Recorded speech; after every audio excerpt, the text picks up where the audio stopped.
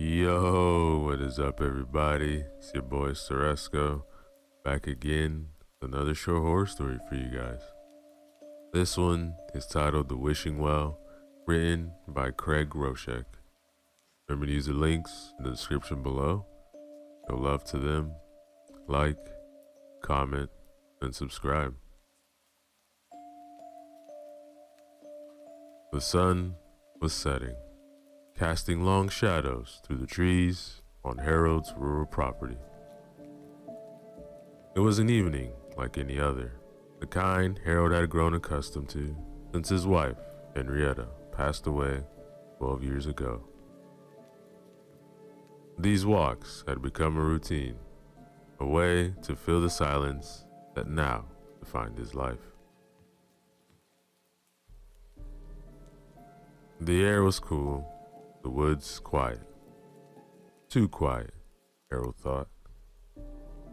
The birds had stopped singing, and even the wind seemed to have died down, leaving an eerie stillness in its wake. He shook off the unease creeping into his thoughts and pressed on, following the familiar path that wound deeper to the forest. That's when the fog rolled in. It came fast, thick and white, swallowing the trees and the path in a matter of moments. Harold stopped, squinting into the haze. He had never seen fog like this before. Not here, not anywhere. It was so dense that he couldn't see more than a few feet ahead. A cold knot of unease settled in his gut, but he brushed it aside. Fog was just fog after all.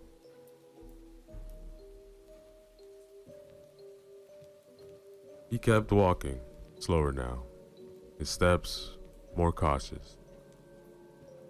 But as quickly as it had appeared, the fog began to lift. Harold blinked, disoriented. The path was still there, the trees still looming overhead. But something was different. A clearing had appeared where there hadn't been one before. In the center of that stood a well. Harold stopped in his tracks. The well was old, made of crumbling bricks, with a rusty pulley system and a frayed rope hanging down to the darkness below. He knew this forest like the back of his hand, and he was certain there had never been a well here. It didn't make any sense. He approached it cautiously, his instincts screaming, turn back. But his curiosity had got the better of him. Peering over the edge, he saw nothing but blackness. There was no water, no bottom, just an empty void. The air around the well was cool, almost cold, and Harold felt a shiver run down his spine. Something about the well felt wrong. But instead of leaving, he found himself reaching for the rope. The fibers were rough against his skin, and the pulley squealed loudly as he began to lower the bucket. The sound grated on his nerves, but he kept going until he heard the bucket hit the bottom with a dull thud. It was dry, no splash of water, no echo from the depths. Harold frowned. He began pulling the bucket back up, expecting to find it empty. Instead, there was a scrap of paper inside, along with a small, wore-down pencil. He unfolded the paper, his hands shaking slightly, and read the single line scrawled across in jagged, uneven handwriting. What do you want most in this world? Harold stared at the words, his mind racing. Was this some kind of joke? It had to be, but who would play a joke like this out here in the middle of nowhere? He glanced around, but there was no one. Just the trees, fading light, and the well. His heart ached as he thought of Henrietta. It had been 12 years, but the pain of losing her hadn't dulled.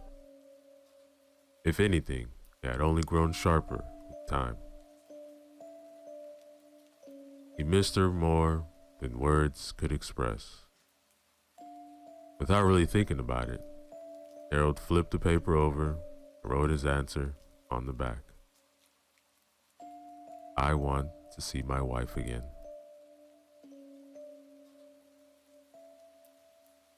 The pencil felt heavy in his hand, the words even more so. What was he doing? This was ridiculous.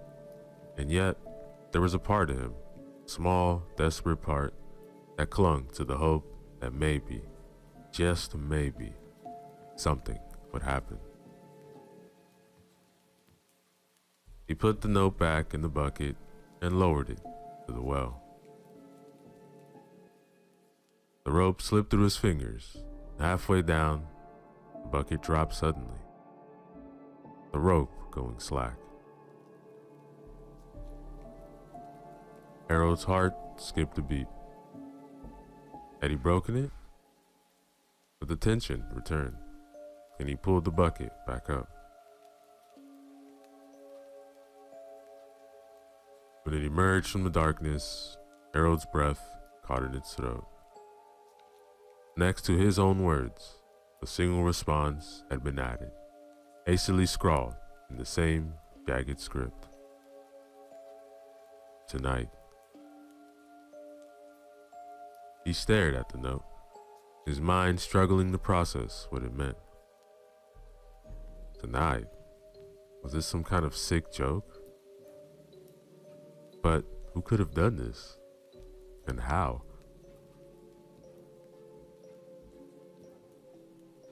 A cold fear began to creep over him. The woods, once so familiar, now felt foreign, even hostile. The air seemed colder, the shadows darker. His hands shook as he folded the note and shoved it to his pocket. He didn't know what he had done, but he knew it was something he shouldn't have.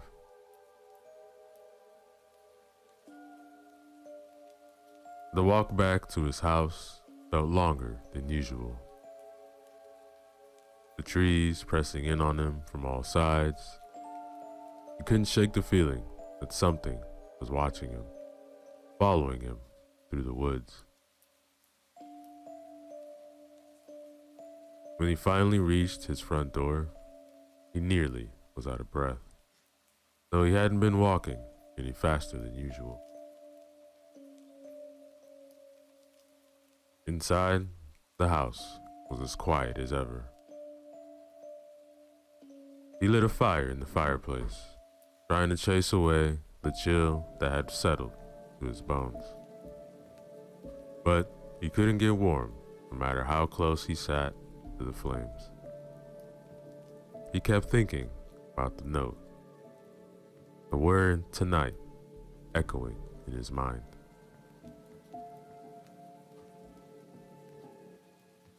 Harold sat in his favorite chair, a photo of Henrietta on the table side. He stared at it, his heart heavy with longing and fear. What had he done? What's going to happen tonight? As the hours ticked by, the fire burned down to embers, and Harold's eyelids grew heavy.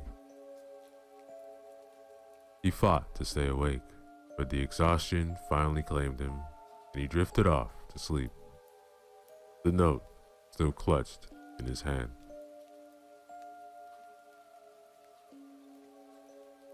It was the knocking that woke him, sharp and insistent. Harold jerked awake, disoriented, fire nearly out. He frowned, trying to shake off the lingering fog of sleep. Who will be knocking at this hour? He checked the clock, 3 a.m. The knocking came again, this time, and Harold's heart began to race. He stood up slowly, his joints protesting, and moved toward the door. As he approached, he saw a shadow through the frosted glass, a figure standing just outside. A figure that matched Henrietta's height. Harold froze, his breath catching in his throat.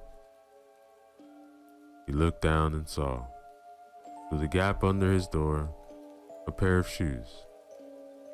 Henrietta's shoes. The one she was buried in. Panic surged through him. This wasn't right. This was not natural. The knocking grew more insistent, and then he heard a voice. A voice that was unmistakably Henrietta's, but wrong somehow. The words were short, stilted, and forced through what sounded like cracked, dry lips. Harold, open the door. Harold's blood ran cold. He backed away from the door, his mind racing. He wanted to see her again, but not like this. Not like this. He had to get out now. Moving as quickly as his old legs would allow, Harold made his way to the back of the house, through the kitchen and down into the cellar. His hands trembled as he fumbled with the latch on the cellar door. Finally forcing it open and stepping out to the cold night air. From the shadows, he could see the front of the house, the figure still standing at the door. His heart pounded in his chest as he tried to get a better look. For what he saw filled him with horror. It was Henrietta, or what was left of her. Her skin was pale and stiff, with the unmistakable sheen of embalming fluid. Her movements were jerky, unnatural, as if she were a puppet being pulled by invisible strings. Her eyes, oh, those beautiful eyes that he loved so much, were gone, replaced by dark, hollow sockets. Harold's stomach turned. This wasn't his wife. It was something else. Something that had taken her place, using her body like a grotesque mask.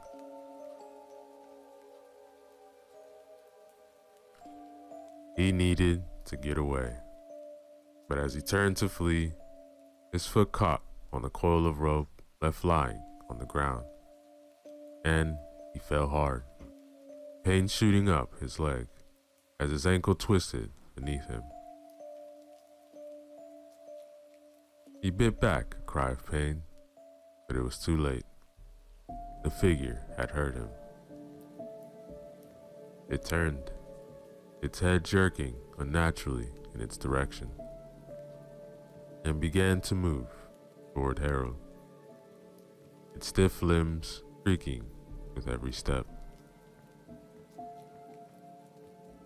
Harold, why are you running? The voice was closer now. The panic that had been simmering in Harold's chest finally boiled over. He scrambled to his feet, pain be damned, and hobbled fast as he could toward his truck. But when he reached it, he realized with a sinking feeling that his keys were still inside the house, right where the thing that used to be his wife was now standing. His breath came in short, panic gasped as he backed away from the truck, knowing he had no choice but to run. The figure, Henrietta's corpse, was moving faster now, a low, guttural cry escaping its throat. Harold turned, fled into the woods, his twisted ankle throbbing with every step. He didn't know where he was going, only that he needed to get away. And as he limped through the darkened forest, the well's presence loomed in his mind. It had caused this. Maybe it could stop it too. Harold pushed through the underbush, his breath coming in ragged gasps. Every step sent a sharp pain shooting from up twisted ankle. But he didn't dare slow down. The woods, once familiar and comforting, now felt alien, the shadows deeper and more menacing. And behind him he could hear the relentless pursuit.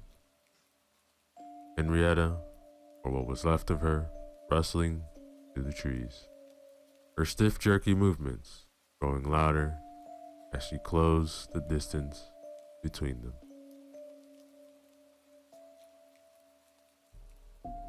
He needed to reach the well. It was the only thing that might offer a way out of this nightmare. The idea of returning to that cursed well filled him with dread. But desperation fueled his steps. If the well had brought Henrietta back, maybe it could undo the horror he had unleashed.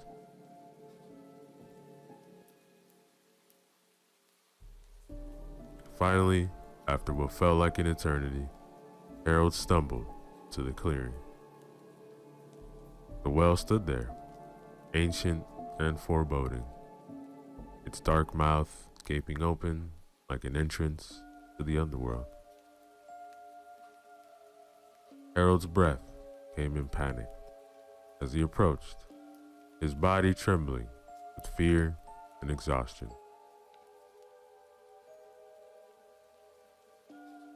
The bucket was already on its way up, the rope moving as if pulled by unseen hands. Harold's heart pounded in his chest as he grabbed the rope, helping it along. Through his hands were slick with sweat. And when the bucket emerged from the darkness, Harold's stomach churned with dread, because inside was another note, rolled tightly like a scroll, with a small match tied to it. And his hand shook as he took the note and unrolled it. The words inside were simple, but they sent a chill down his spine.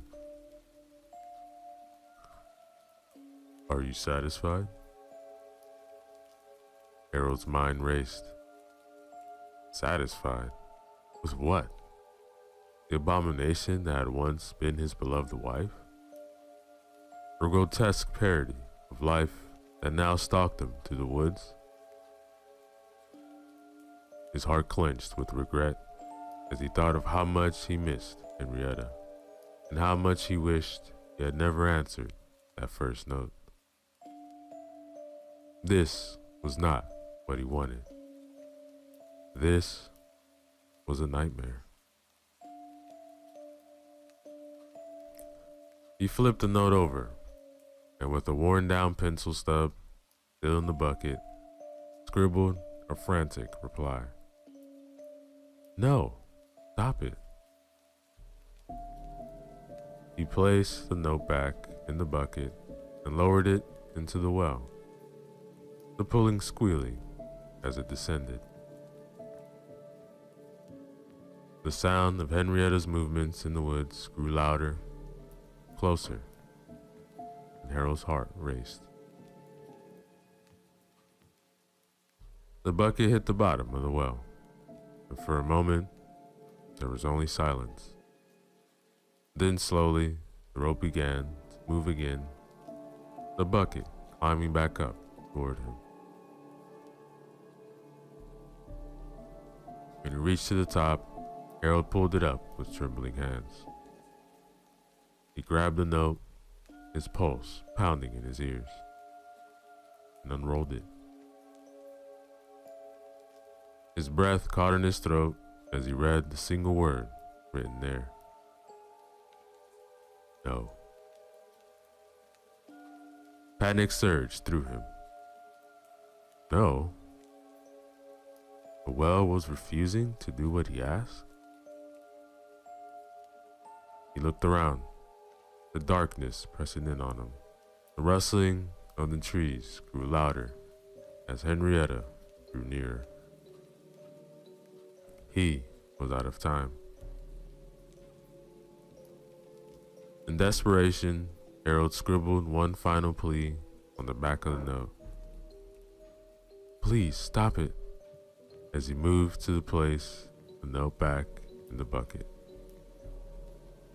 The pulley suddenly snapped with a loud crack. The bucket tumbled into the well, disappearing to the darkness below with a final echoing crash. Harold stared in horror at the frayed rope, his last hope unraveling before his eyes. The well was broken, the bucket gone. He couldn't send the note back, couldn't plead for mercy. He was trapped with the thing that had once been his wife closing in.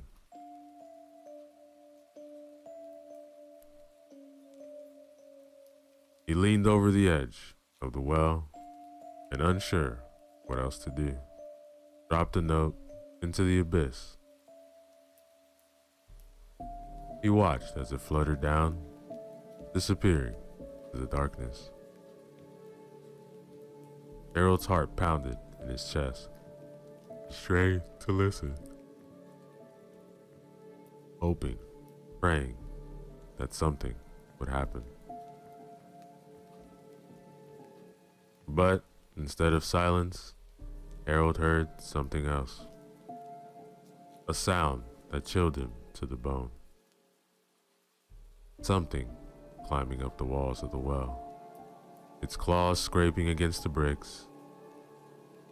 The noise was wet and sickening, like nails on a chalkboard, mixed with the sound of tearing flesh. Harold stumbled back from the edge, his breath coming in short, panic bursts. His mind screaming at him to run, but his body was frozen in place, paralyzed by the sheer terror of what he knew was coming. Then, slowly, a gnarled, clawed hand reached over the edge of the well. It was covered in blood and the skin ragged, torn. A second hand followed, gripping the stones with sickening strength. Harold's mouth went dry as he watched, too horrified to move. The message was written in blood. not lead, and it was clear, direct, and final. Join me. Harold's knees buckled, and he nearly collapsed under the weight of the words. His eyes flicked back to the well, but the hands were gone, leaving nothing but the cold, dark void. The sound behind him made his blood run cold. The rustling had stopped and replaced by the slow, deliberate footsteps of his wife's corpse as it drew closer. Harold's heart pounded in his chest, the word join echoing in his mind like a death sentence.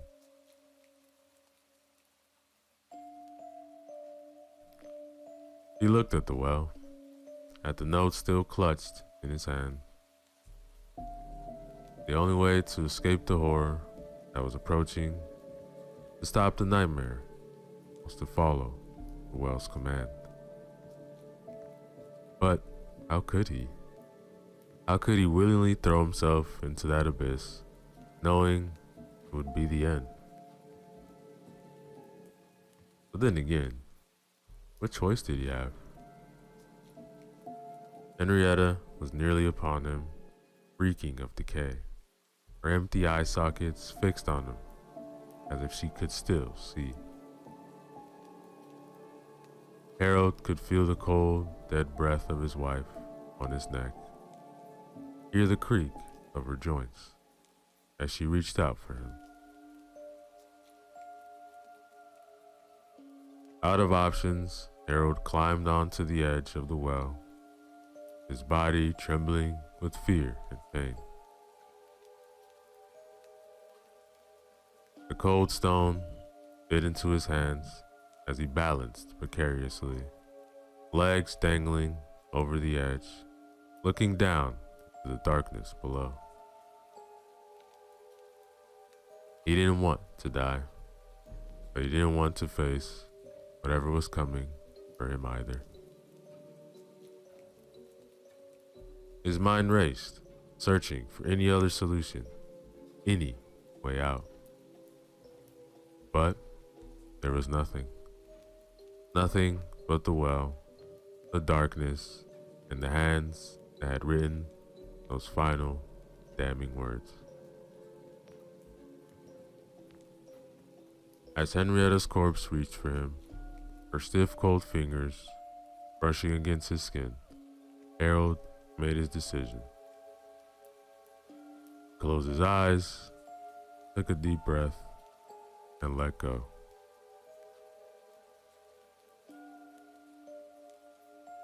For a brief moment, he felt weightless, the wind rushing past him as he fell into the abyss. But then the impact came hard, fast, his body slamming into the sides of the well as he tumbled down. He felt bones break, skin tear, and then the cold, hard bottom met him with a final, thickening crunch. Pain exploded through his body, his limbs twisting at awkward angles as he landed on the shattered remains bucket. Pieces of wood embedded themselves in his flesh, and for a moment, he was sure he was dead. But it wasn't over. Not yet. Harold found himself still conscious, breathing with great difficulty, lying in a cramped cold space at the bottom of the well. He tried to move, but every part of his body screamed in protest. He was alive, but barely. Before his eyes could adjust to the darkness, he heard it. A soft rustling like paper brushing against the brick walls as it descended to the well.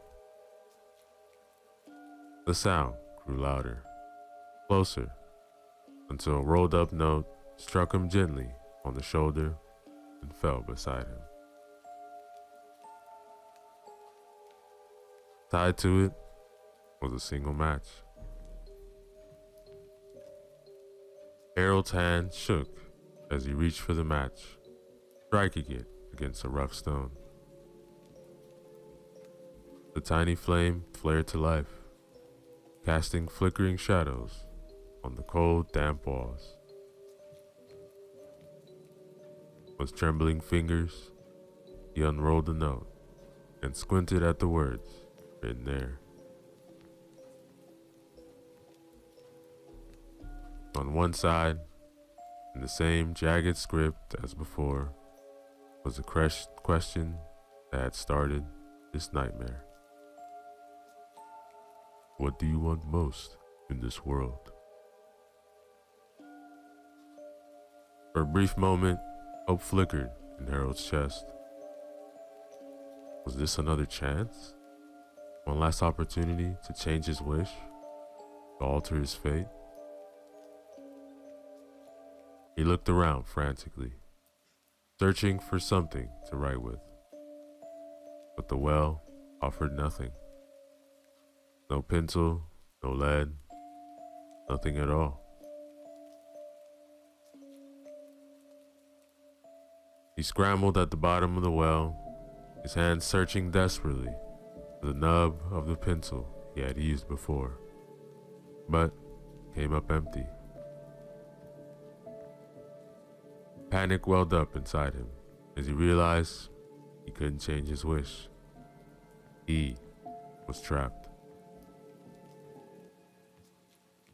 As the match burned lower, threatening to scorch his fingertips, Harold's eyes caught sight of something written on the opposite side of the note, in a handwriting he all knew too well. It was Henrietta's, the loops and swirls unmistakable, though the letters were jagged, almost illegible, as if penned by stiff, numb fingers. She had written a single word in response to the question of what she wanted most in the world. Harold. Just then, what little remained of his match burned out, plunging him back to darkness, and a wave of primal terror washed over him as he heard the sound he dreaded the most. The slow, deliberate scraping of another body clambering down the walls of the well. Stiff and doll-like in its movements, Henrietta was coming for him. The sound grew louder, closer, as if the very walls of the well were closing in on him. Harold's heart pounded in his chest, his mind screaming at him to escape. But there was nowhere to go. The darkness pressed in from all sides, suffocating him as he heard his wife's stiff, cold limbs scraping closer. Harold could do nothing but listen to the relentless approach to Henrietta's corpse. Her movements slow but deliberate. Harold, she rasped one final time, her voice a twisted mockery of a woman he had loved. Then, with one final sickening thud, everything went still. For a moment, in spite of his pain, Harold sat in silence, paralyzed with fear. After what felt like an eternity had passed, and just as he mustered the courage to so much as draw another breath, a bony hand shot out of the darkness, wrapping itself around his neck. And Harold screamed and screamed. Above, the fog began to rise once more, thick and impenetrable. When it later faded, as quickly and as naturally as it had arrived, the well had vanished with it. The only indication that the chasm or Harold had ever been there was a single scrap of paper, lying discarded, carried lazily about by a passing breeze. As it tossed and turned in the gentle wind, a single line of jagged, uneven handwriting at times became visible, passing what appeared to be a harmless question. What do you want most in this world? And that, ladies and gentlemen, is the end of. Yo, what is up, everybody? Your boy Ceresco, back again with another short horror story for you guys. This one titled "A Girl in the Wall," written by P.D. Williams. Remember to use the links in the description below. Show love to them. Like, comment, and subscribe. Donnie, when are we gonna stop? I'm tired and I need a pee. Shannon and Donnie, her sometimes boyfriend, had been driving for hours. They'd left Georgia for Arizona 2 days earlier and still had a ways to go. The trip was more of a desperate escape than a journey towards new adventures. Donnie was deep in debt to the wrong people, and losing his job hadn't helped. It had been rough going for a while until he learned that hope and hard work were no match for dumb, blind luck. He talked to a cousin who had a friend that might have some construction work in Scottsdale. Donnie had nothing to lose except the thumb that his bookie, Ramon, threatened to take in place of his gambling debts. He hoped that a change of scenery and a fresh start might do him some good and save him some appendages. So, Donnie packed a few of his favorite belongings, such as Shannon, and hit the road. He prayed that the iffy motor in his worn-out 2010 Ford Mustang would last the distance. He hoped Shannon would as well.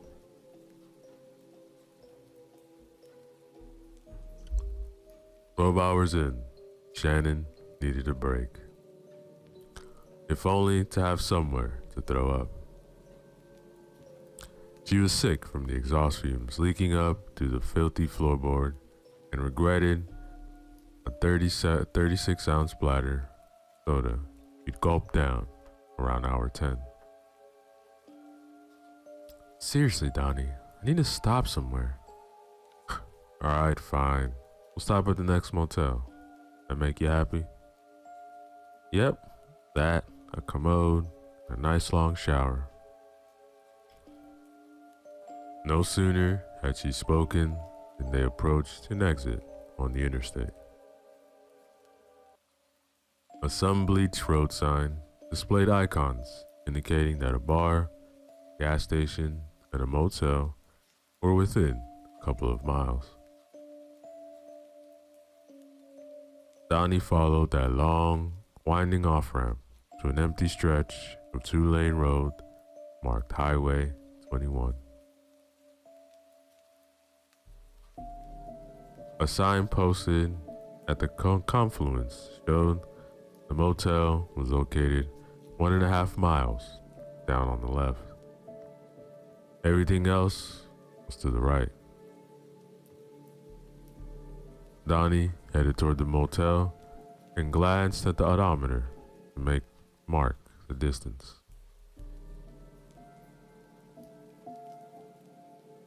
As he drove, a horrid stench blew in through the air vents.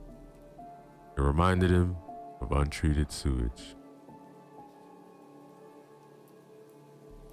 Shannon crinkled her nose. Oh man, the world is that? I don't know, probably a bog or a pig farm nearby. Too quiet out here. I'm gonna find something on the radio. Great. We're so far out the boonies, you can't pick up anything. Look, just grab one of the CDs and pop it in. If I have to listen to any more Jason Aldean or Foo Fighters, I'm gonna jump out and walk. Alright, bud. Don't whine about how quiet it is. Resentment lingered as they continued along the desolate highway. The road was dark, no streetlights, houses, or passing vehicles. Donnie strained his eyes against the night, unable to see beyond the reach of the headlights as creeping shadows swallowed their dim rays. A thick tangle of trees and tall grass closed in on either side. As they pushed on, a ghostly carpet of white mist rolled over the asphalt as if to welcome them. I don't like this. It's creepy. Hey, you're the one who needs to pop a squat and get some sleep. Want me to turn around and look for someplace else? No. I can hold a little longer. Shouldn't we be there by now? The sign said it was only a mile and a half. Donnie checked the car's odometer. What's up? The odometer says we should have been there 5 miles ago. Well, I didn't see anything with lights on. That sign's probably wrong. Just keep driving. I'll tell you when I see something. Several minutes later, they still hadn't reached the motel. Alright, that's it. I'm turning around. As he looked for a place to make a U-turn, he saw a glowing light in the distance.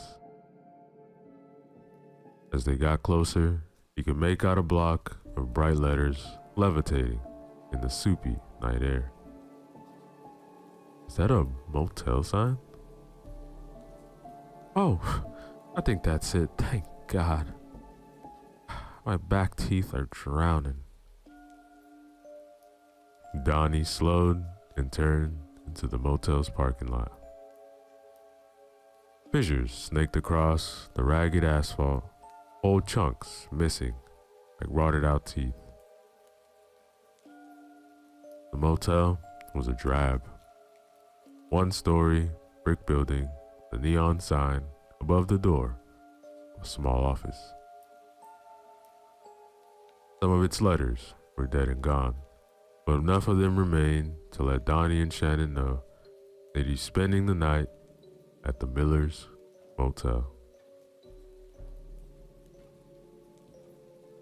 Donnie eased the Mustang into one of the parking spaces nearest the door. He was about to kill the engine when something dark ran past the side of the car. Yo, you see that? See what? Donnie turned off the motor. Look, stay here for a second. I want to check this place out. He got out and looked around the vacant lot. The air was hot and stale, abandoned by the wind.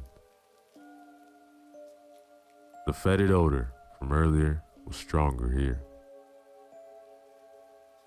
Although he didn't see anything unusual, the eeriness of the scene disquieted him.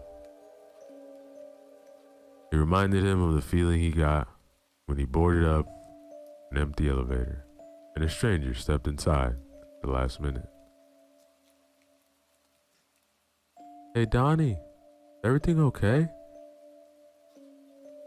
Yeah, it's all good. Just a little white line fever. Come on, let's get checked in. Shannon got out and took a few steps before stopping. Whoa, this joint looks like something out of a slasher movie. I wasn't worn out. I'd pee behind a bush and keep moving till we found a Holiday Inn. Relax. Ain't nothing gonna grab you. As soon as they entered the cramped lobby, a sour scent of stale mop water and lemon air freshener encompassed them.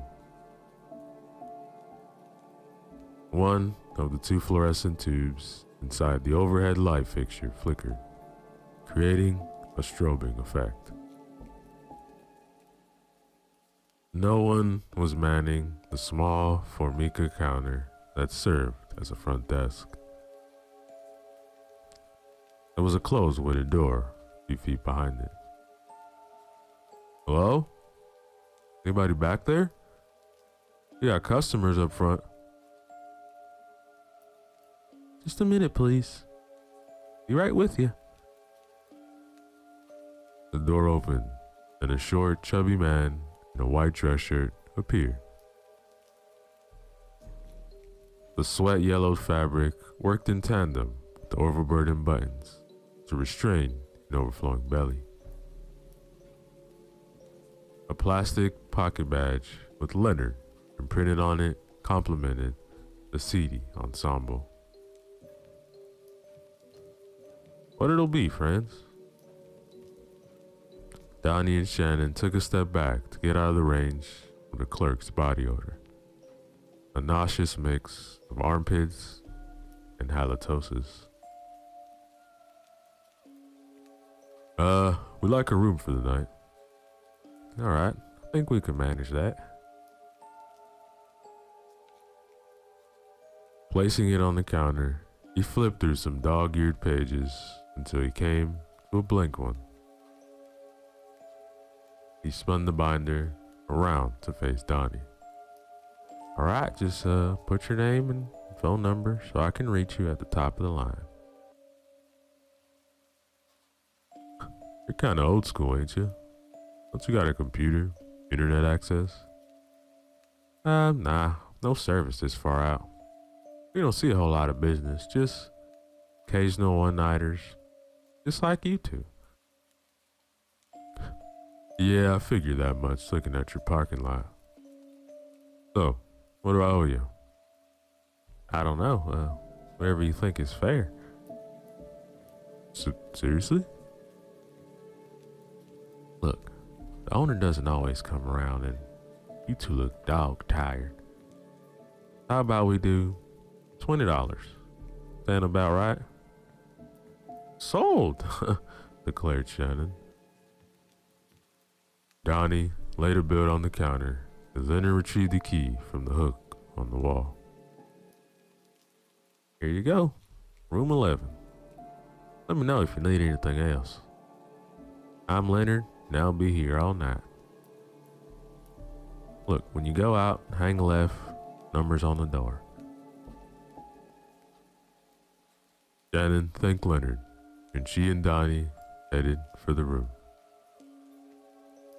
Along the way, they swatted through swarms of moths orbiting around the bare light bulbs on the side of each door. When they got to the room, they rushed inside before the squadron of insects joined them. An unpleasant smell greeted them. Dark, dank, and pungent. A stink of pot and sex lingering from previous occupants. The gaudy room looked like it hadn't been remodeled for a very long time. The furniture was worn, old, and cheap. Grimy shag carpeting accentuated fading, peeling wallpaper. Donnie flipped a sticky light switch and a lamp sniped down. So, this is what $20 room looks like. Donnie surveyed the squalid accommodations and shook his head. Don't you have to pee or something? You better know it, cowboy. And Shannon made a beeline to the bathroom. Donnie pulled back the tacky covers on the queen-size bed, exposing a dingy, threadbare sheet. Though a bit road-weary, he felt a pulsing in his loins. There was something about being with Shannon in a cheap motel room. Stripped off to his boxers, climbed under the covers, and waited for her to return. The bathroom door swung open, and Shannon walked out. She stopped and looked at Donnie lying in bed, a look of hope plastered across his grinning face. You're kidding, right? Oh, come on, babe. We could mess around and then grab a hot shower together. Speaking of grabbing, he flipped down her side of the covers and patted the mattress. Donnie, told you I was tired. Look, I'm gonna go get my bag out of the car, come back, and wash off. Then I'm going to sleep. Understand? Fine then. You do what you want. I'm taking off. What? Where are you going? I know good and well you ain't gonna leave me here with this $20 outhouse by myself. I'm gonna go find a bar. You take your stupid shower. I have some fun with or without you tonight. He fished his car keys out of his jean pocket and stormed from the room, slamming the door behind him. Shannon didn't think he'd actually leave. When she heard the Mustang's engine revving, she panicked. The thought of being alone at the isolated motel filled her with dread. She ran from the room and headed for the parking lot. Shannon arrived in time to see the red taillights of the car peering back at her like two devilish eyes. Donnie Jackson, don't you leave me here. Donnie, you're a dead man. As Shannon sulked in the now empty parking lot, she noticed a large shadow forming on the edge of the woods across the street. It floated across the parking lot like an ominous cloud. Suddenly, all the night sounds ceased. In the quiet, Shannon thought she heard breathing. She spun around, expecting to see that creepy desk clerk behind her. But there was no one. As the shadow passed in front of the lone streetlight at the entrance of the motel, the light dimmed. Shannon furrowed her brow. The temperature dropped noticeably. She could see her own breath. Ugh, enough of this mess. And Shannon trotted back to her room. She locked the deadbolt, then closed the room's thick curtains. She looked through the door's peephole. Geez, how'd it get so cold? She wondered if her uneasiness about being stranded was playing tricks on her mind. It's probably just a cold front. Still, she couldn't deny that something felt different. Threatening. The mist was so weird.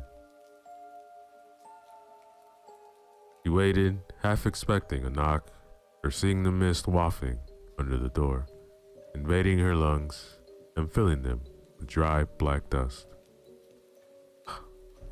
Keep it together, girl. Come on. You're way overthinking this.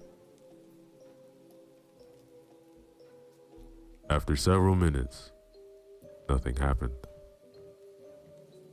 He inched her way to the window and peeked through the slit between the curtains. There was nothing outside, just a parking lot. She allowed herself to relax a bit. I need a drink, but a hot shower will have to do. Shannon was about to look around the room for her toiletries bag when she realized they had accompanied Donnie to the bar. Oh, thanks, jackass.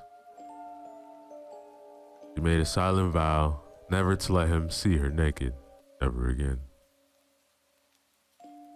Shannon removed her cell phone from her back pocket and tried calling him. But, as Leonard had said, there was no reception. Oh, well, that's just great. Guess I'll just have to make the best of this dung heap. Shannon looked at the ancient tube television sitting on the dresser, wondering if it still worked. It didn't. Oh, this sucks.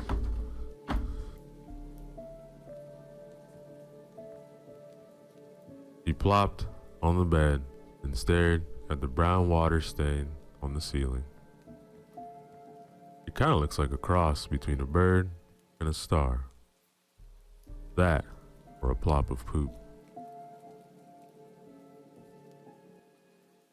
She amused herself by attempting to figure out what the pattern reminded her of, as though she was taking a discount Rorschach test.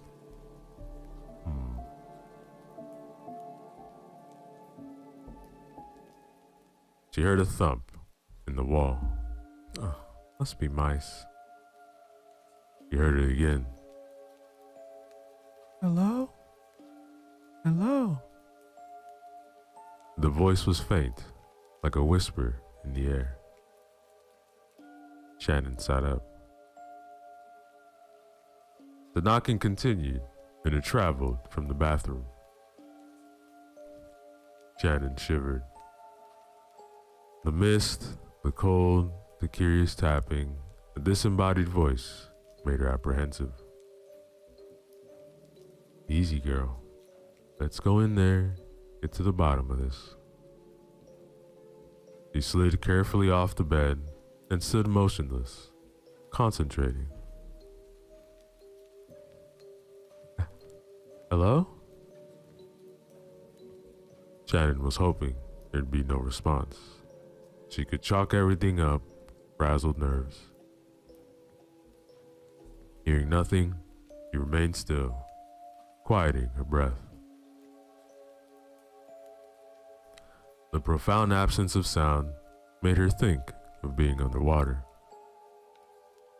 Seconds ticked by. She heard it again, and she tensed. The dull rapping emanated from the other side of the wall.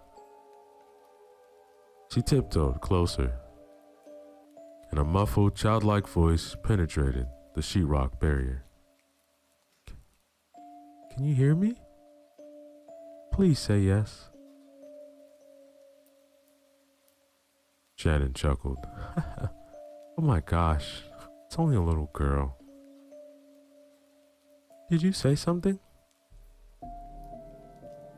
Shannon considered whether she wanted to start a conversation with the mysterious child. What might the little girl's parents think if they caught her communicating with a stranger? Oh, bless her heart. She's probably lonesome and bored. Alright, just keep it short. What's your name, sugar? I'm Melissa. Who are you? Well, hi, Melissa. My name's Shannon. I guess you're our new next door neighbor. I didn't hear y'all pull in. When did you get here? A while back. Really? Well, we just got here. Was the weather acting up when you arrived? It was doing something freaky earlier. I don't remember. Can you keep me company? Shannon hesitated. Now that she'd satisfied her curiosity, she didn't want to get hooked into a long conversation. I'd like to, honey, but I'm getting ready for bed. Nice talking to you, though. The child said nothing more. Shannon assumed that she either had gotten bored or feared her parents busting her. Shannon went back to the front room and lay down on the bed again. She closed her eyes, allowing the stillness to relax her. All of a sudden, she hears loud booming. Shannon popped up. She took a moment to catch her breath. Who's watching that brat? She hears it again. Alright, that's it. I've had enough crap thrown at me tonight. Hey, why don't you people watch your stupid kid? I'm trying to rest over here. Her outburst drew no reaction. Yeah, you better keep it down.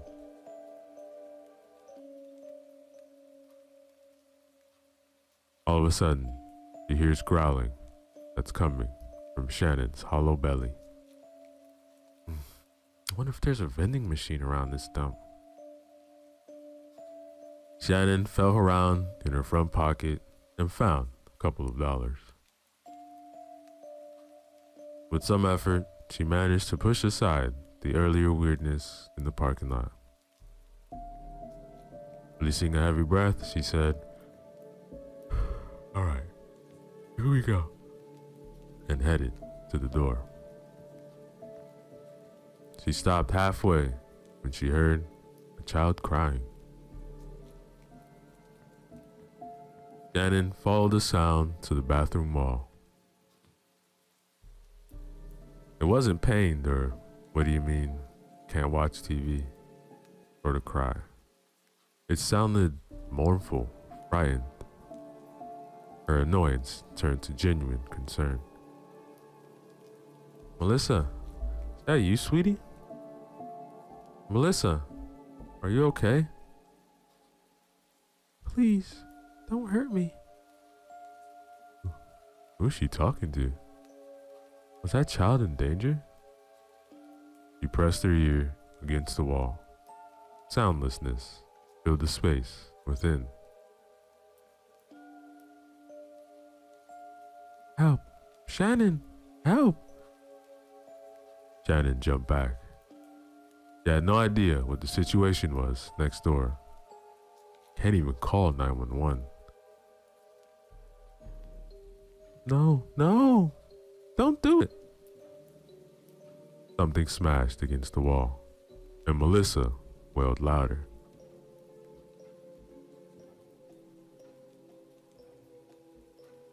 Shannon's instincts kicked in. I'm coming, Melissa. Shannon then bolted from her room, ran next door, and began banging on the door of room 10. Melissa was screaming. Somebody was tossing furniture. Hey, leave that kid alone. Suddenly, a blanket of quiet dropped. Shannon kicked the door. You better open this door or I'll knock it down. She expected more yelling, but none came. It was as if someone had hit the stop button on the recording. Shannon was shaking with anger, panting from exertion. What in the Sam hell is happening here? She tried peeking in the window, but couldn't see around the heavy curtains. No light bred through the narrow opening. She heard only cricket songs and the soft fluttering of moth wings. She turned to the parking lot and realized no other car was there. Her neck tingled. She wanted to get back inside quickly to feel the comfort of light. After securing the door, Shannon sat down at the round wobbly table under the window to think. I don't like this. Thanks, Donnie. As angry as she was at him for abandoning her for the sake of his entertainment, she couldn't remember a time she wanted to see him more. Shannon? Are you still there? Cold swept over her. Don't answer her. Don't answer her. Just ignore her and maybe she'll go away. I think he just left. Please, I need you. Look, wherever you are, this ain't funny no more. Leave me alone and I'll call the cops. Or at least I would, if the stupid phone worked. But he's coming back. There was genuine fear in the girl's voice. Shannon wondered if she might be dealing with child abduction despite the strange happenings.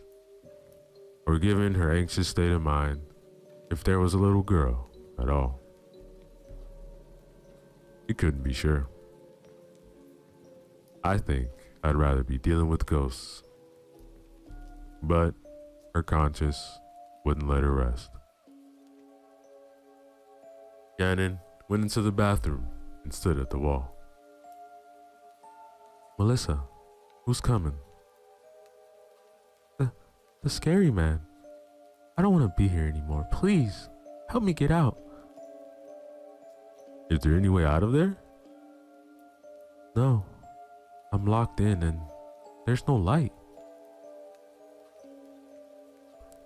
She bit her bottom lip. You could use a chair to break open the wall and free the captive girl. But what if the man was still there? Okay, Melissa, I'm going for help. You need to be very quiet. I'll be back soon. But I'm scared of the dark. I need some kind of light. Shannon licked her dry lips. She knew she needed to bring help, but she hated the idea of leaving Melissa alone, crying in the black room. Shannon, are you there? Oh, he's probably close. Please hurry. I'm thinking. Oh, I have an idea. What if I dig a little hole on my side of the wall while you dig one on yours? That way we could meet in the middle. Then I can share your light. Shannon considered Melissa's plan. It might give the frightened child some comfort while she went for help. Honey, is there anything there you can dig with? I don't know. I can't see anything. Look, just feel around. I'll look for something over here. Melissa, did you find anything? No. Did you? No. Then the thought came to her. She scraped the decrepit wall and a wisp of white dust floated around her fingertip. Okay, look, sheetrock is old and thin, so we might be able to dig out with our fingernails. I'm gonna scratch on my wall. When you hear it, follow the sound and start digging. Okay? You ready to listen? She scratched the sheetrock at the height she thought the little girl might be able to reach. She paused to check on Melissa. Did you hear that? It's about 4 feet from the floor. Yeah, I heard you. I know where you are now. I'll start digging. Here I go. Shannon began chipping away at the drywall. As she's expected, the sheetrock was brittle, so she had little trouble breaking through. She poked her index finger into the hole and wiggled it around so Melissa could better locate her. "Melissa, feel around for my finger." The child said nothing. "Sweetie, did you hear me? Feel around for my finger." "Shannon?" "Yeah, darling." "He's here." Something grabbed Shannon's finger and yanked it with enough force to dislocate it from her knuckle. The pain was immediate. She jerked her disconnected finger back, but its hold was too strong and made her skin stretch like a rubber band. There was a loud crunch as the digit's middle joint snapped upward. Shannon howled. "You leave her alone," yelled Melissa. The attacker applied a tighter grip to Shannon's L-shaped finger, tugged the rest of her hand further into the wall. "Let me go." "I'm sorry, Shannon, I can't make it stop." Shannon realized that if she was going to have any chance of rescuing Melissa and herself, she'd have to act quickly. Using her good hand, she punched a hole in the weakened wall, then grabbed her attacker's arm. "Run, baby, run!" Another large hand seized Shannon's arm and began squeezing, its sharp nails puncturing her skin. She thrashed around like an animal in a trap. The needle-like pain in her arm grew as the fingers clawed deeper into her stinging flesh. She wailed when the hand fully penetrated her arm, taking hold of the bone underneath. Shannon grunted as mind-twisting terror hammered at her. She put her foot against the wall for leverage and readied herself for the explosion of agony that was to come. As she pushed away from the wall, her arm made low snapping sounds. Her nerve endings were on fire. Screams burned from her vocal cords. Suddenly, the grip relaxed. Shannon flew backward and crashed against the opposite wall, nipping her tongue, the tang of blood culling it. She dropped to the floor and forced herself to assess the damage. Her arm looked like someone had filleted with a dull knife. The bone in the middle joint of her index finger had ripped through the skin. A flood of thick crimson poured from the wound like an open tap.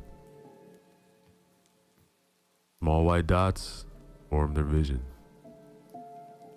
She tried crawling from the bathroom, but her shredded arms' blood and ripped tendons made her slip.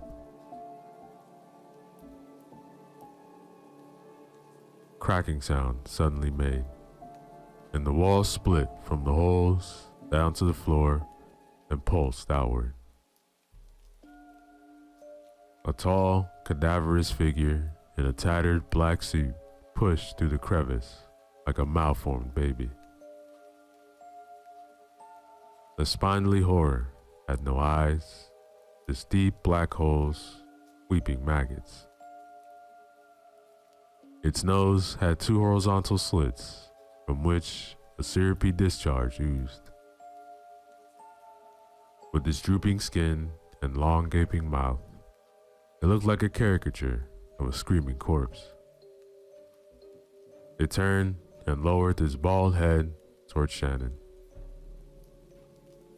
"Come with me," Shannon's deafening shrieks reverberated in the blood-splattered room. Shock overtook her ruined body, masking the pain. With the torment temporarily at bay, she tried crawling with her useless arm again.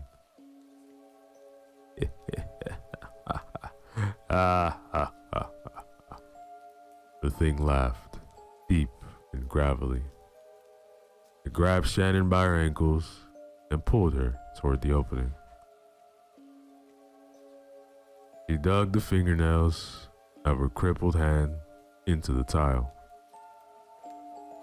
Her finger turned around in the opposite direction as the nails from the remaining fingers snapped in half. Shannon went into shock. Mama? Mama? Mama, he mumbled.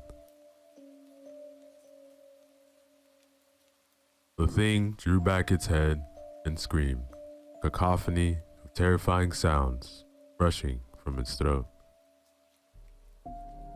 The labored breaths of the otherworldly fog, the ghostly whispers of the terrified girl, and every horrified victim before her were captured in his unearthly shrieks.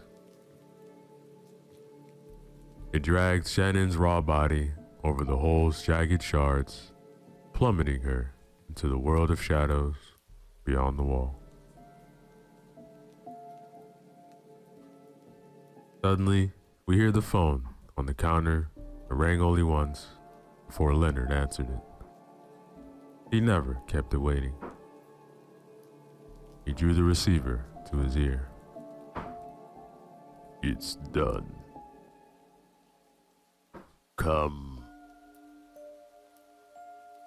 Leonard shook. He'd never gotten used to its haunting hiss.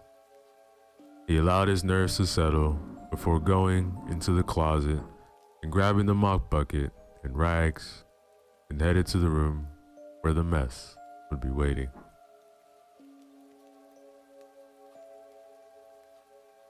A few hours later, Donnie swerved into the parking spot outside room 11. Wobbly and reeking of whiskey, he jabbed around the door lock with the key. Getting lucky on the fourth attempt, he unlocked the door and staggered to the room. Only the cheap lamp of the water-ringed bedside table illuminated it. Shannon wasn't in the bedroom. Donnie glanced at the partially closed bathroom door. Babe? You in there? He didn't answer. Seeing the light peeking around the jamb, Donnie figured he still might have a chance to make things right until he screwed up again. Darling? Come on, Shannon. Don't be like that. I just need to get away for a while. Donnie opened the door and looked inside. He groaned at the empty bathroom. Where could she have gone? She didn't have a car. Maybe Leonard had seen her go. Donnie was near the front door when he heard the sound. Donnie? Donnie? Shannon? That you, sugar? Donnie. How the hell I miss her? Donnie returned to the bathroom, looked behind the shower curtain, and found it was empty. Where you at, babe? Donnie, I need you. The muffled voice was coming from the other side of the wall. He went over and leaned his ear close to it. Shannon, what are you doing next door? When she didn't answer, he pounded on the wall. Shannon, quit fooling around and get back over here. Look, I'm sorry I left you to go drinking. Donnie? Can you hear me? Barely, look. I'm tired of all this crap. I'm coming over there. Donnie, listen to me. I need to be quiet as possible. Come closer to the wall. Baby, it's important. Donnie pressed the side of his head against the discolored sheetrock. Okay, what is it? He didn't have time to scream as the hands burst through the wall, grabbed his head, and pulled. The phone in the grimy office rang. Leonard answered it on the first ring. He never kept it waiting. And now, ladies and gentlemen, yo, what is up, everybody? Your boy Ceresco, back again with another short horror story for you guys. This one is titled Don't Wake Mother, written by Kitty Olsen, the Odd Cat Lady. Remember to use the links in the description below. Show love to the author, like, comment, and subscribe. Come on, Sienna, hurry up. I'm gonna get drenched if I stay out here. Even with the threat of getting soaked in ice-cold rain, I did not want to get out of the car. I didn't even want to go out tonight. My plans were to play Baldur's Gate 3 and do absolutely fuck all else. But Poppy, bless her heart, did not accept my plans and just gave me the puppy dog eyes. Can't say no to my best friend, even if what we were doing was, in my humble opinion, dumb as hell. Don't get me wrong, I love Poppy. I've known her since we were babies. Literal, lifelong friendship. But while I was focused on what I could see and touch and verify as real, she had not, to put it lightly. When we were 13, she proudly announced she was now a Wiccan and could communicate with the goddess and the horned god. She dropped Wicca after about 3 months, but other things came and went during that time too. Crystal healing, pendulums, spells, witchcraft unrelated to Wicca, psychics, and of course, tarot cards. He was back on the tarot train this month. It doesn't bother me either way. It's what made her happy, you know? I thought it was all bullshit, but she never actually done something that would be harmful, like using amethyst to cure cancer or whatever. In return, she never pushed me to believe the metaphysical. Never pushed, but she did invite me along to talk with her psychics. You know, sometimes you go along with your friends' plans that don't sound that fun just to spend time with them. I had spent a lot of time in my apartment lately, so I agreed to this plan.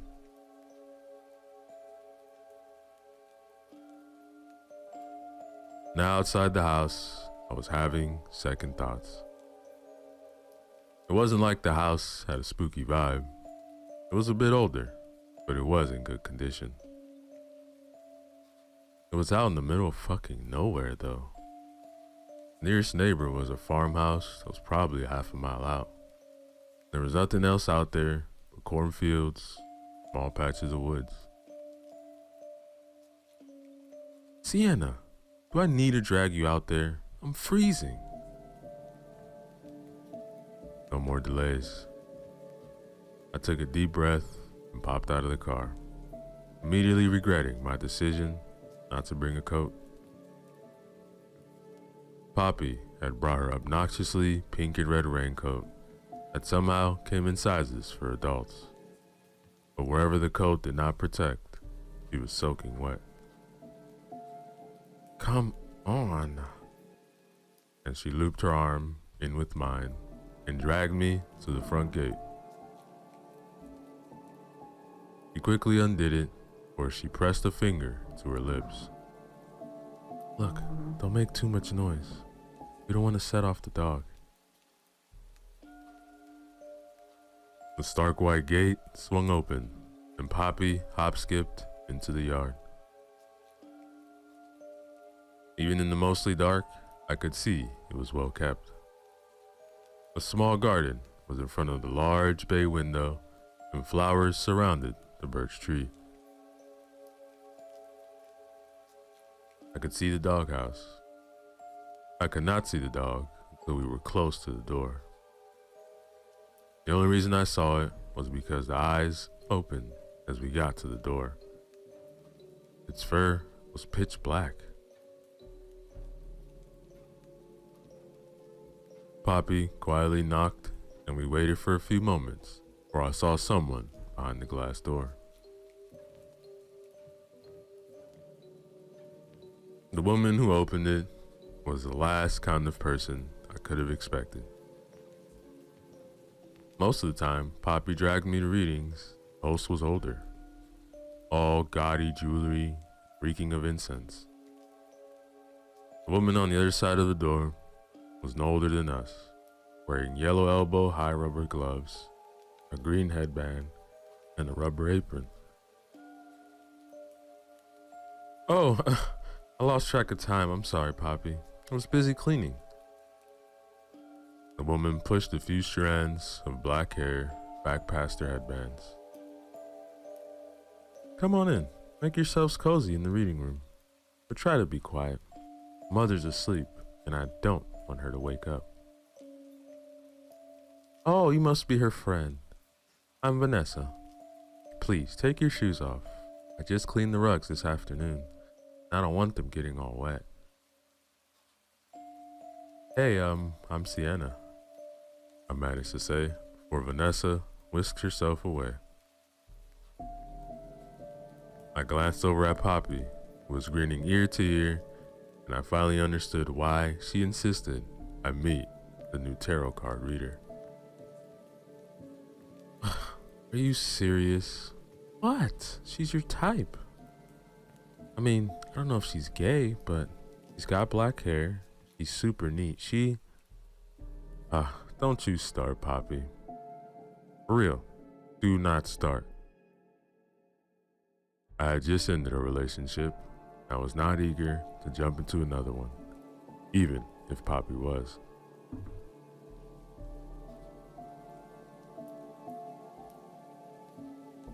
Poppy stuck her tongue out and then beckoned me into another room.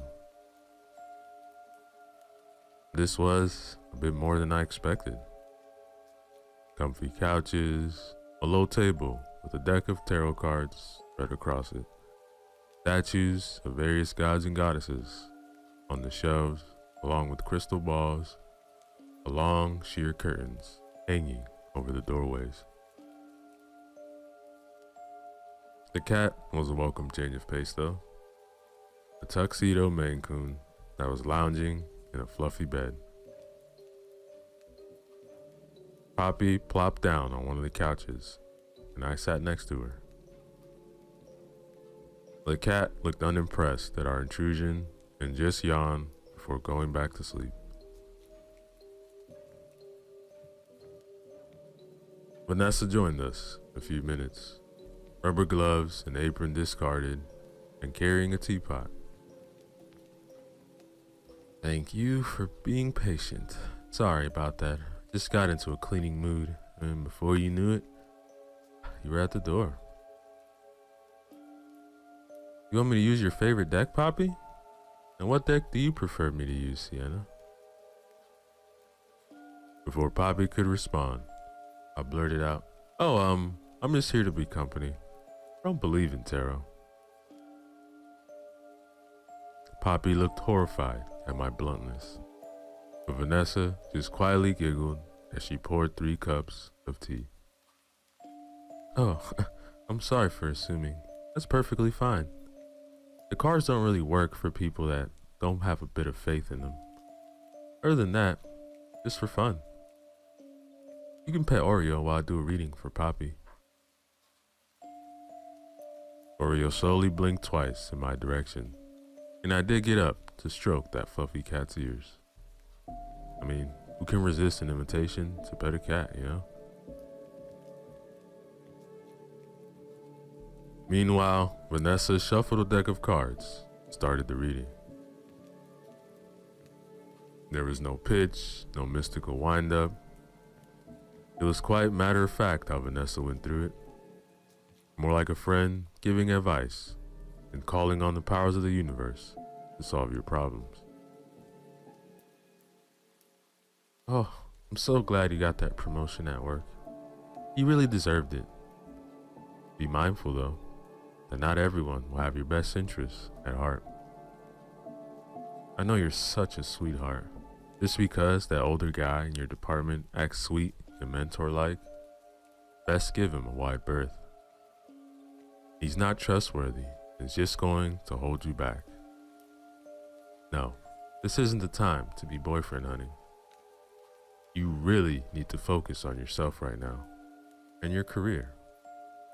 Building a life with someone else, it's much easier when you've made a good foundation with yourself. I mean, you're only 23. There's no hurry. I found myself back on the couch before I knew it, enjoying that mint tea Vanessa had poured for us. Poppy drank down her every word, eyes wide and occasionally nodding as Vanessa spoke. The reading ended with Vanessa patting Poppy on the shoulder. Thanks for coming tonight. The rain's still coming down really hard. You want to wait for it to peter out a bit. I'll get some cookies if you promise you'll still keep quiet. Hey, can you do a reading for me? I didn't even mean to say it. It just popped out. Maybe it's because Vanessa's cute. Maybe because her reading style was genuinely more interesting to me. But now, I wanted to see what she had to say about me. Poppy's jaw dropped, but Vanessa only slightly raised her eyebrows. Well, if you'd like to, I'll choose the deck though, if you're sure. I nodded and watched as Vanessa pulled out a decently sized wooden box underneath her couch. Inside were packs and packs of different tarot cards. Some more traditional, some more goofy and fun. Vanessa traced her fingers over the packs before she selected one that was pale blue with minimalistic pictures of gold filigree. Poppy gasped quietly. Haven't seen that deck before. Oh, it's a new one. You'll be the first to use it, Sienna. I don't know why that felt so flattering, but it did. Vanessa shuffled the deck, her face one of the utmost concentration as the cards were mixed together. The first card she set down was a little guy holding a pentacle. So, this is definitely meant to be you. Good. That's a place I can work from. Are there any particular questions you want me to ask? I shook my head. Okay. Then let's just see what advice the cards have for you today. The second card she turned over, and I shit you not, was literally death. A little golden Grim Reaper was almost cute in his style, but I did burst out laughing. Seriously? Vanessa didn't seem insulted by my incredulity. She actually seemed to find it funny. Seriously, this isn't a bad thing. Look, despite common superstition, this card doesn't talk about actual death. This is all about change. Change is a crucial part of our lives. If things don't change, we stagnate and rot. Just prepare yourself for it. Things end, but new beginnings will begin. She set the cards down and went to pick up another one. But the card she picked accidentally took another one with it. The second card fell onto the table, turning so it was upside down. The Page of Swords. Oh, that's interesting. 10 of Swords. She paused for a moment, pursuing her lips as she clearly considered the meaning of those two.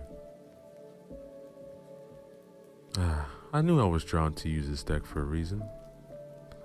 So, I'm gonna ask you, does the color blue and the time 11:11 have any significance for you? Before I could answer, there was a screech of tires and a loud crash outside. Fuck me! I sprang to my feet and was going to head to the door where it slammed open. Vanessa visibly flinched and the color drained from her cheeks. Oh no. You should go. This isn't gonna end well. Vanessa, you fucking bitch. The woman who joined us was furious. Her face flushed crimson, and each footstep taken was a stomp. Vanessa held up both her hands. Please, Becky, quiet down. Mother is sleeping. Shut up. A nerve was now popping out in Becky's forehead. I can't believe you. I'm one of your most loyal clients. I brought you so much business. And how do you repay me? Make my boyfriend dump me. Vanessa swallowed, nervously lacing and unlacing her fingers again. I didn't make him do anything. I swear. Please, you need to be quiet. If you make Mother, she's going to be furious. Yeah. You're just jealous I have a man. You're gonna be lonely, an old cat lady for your whole life. Becky sneered at Vanessa, who just shrunk and looked like she wanted to be literally anywhere else. Becky stepped forward and raised her fist like she was going to punch her. Well, what are you gonna do to make this right, huh? I had more than enough of this chick. I stepped between her and Vanessa, holding up a hand. Hey, she doesn't owe you shit. She told you to shut up, so use your one brain to shut your mouth. Becky seemed to just notice I was even there, and the way she looked over at me, she clearly didn't like the look of me. I was half expecting the next word to come out of her mouth to be something incredibly offensive when the loudest voice yet boomed through the house. Who's making all that racket in my home? I thought the source of that shout had to be stomping down the stairs, but when she turned the corner, I realized quickly that was just because this woman was an actual fucking giant.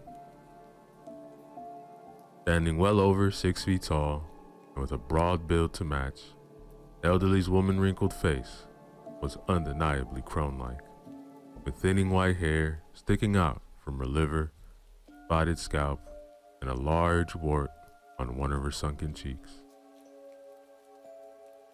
The image was finished off by the fact that she was wearing one of those old lady nightgowns, flowy and white, with cornflowers painted on it.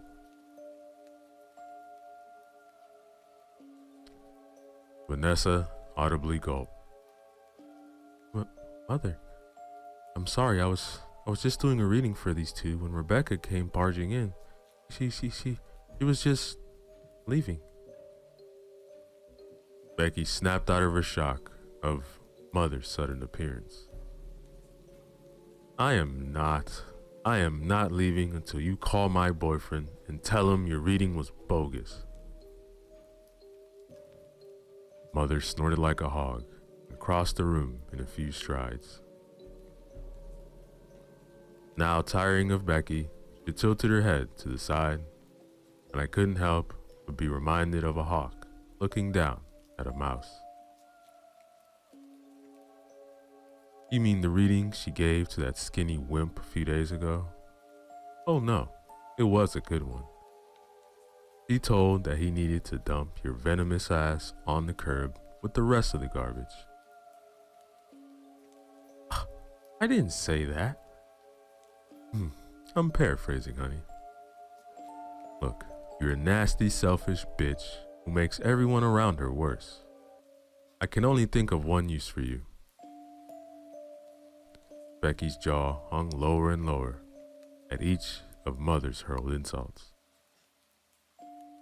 How dare you? Mother's hands clamped around her neck before Becky could finish her sentence.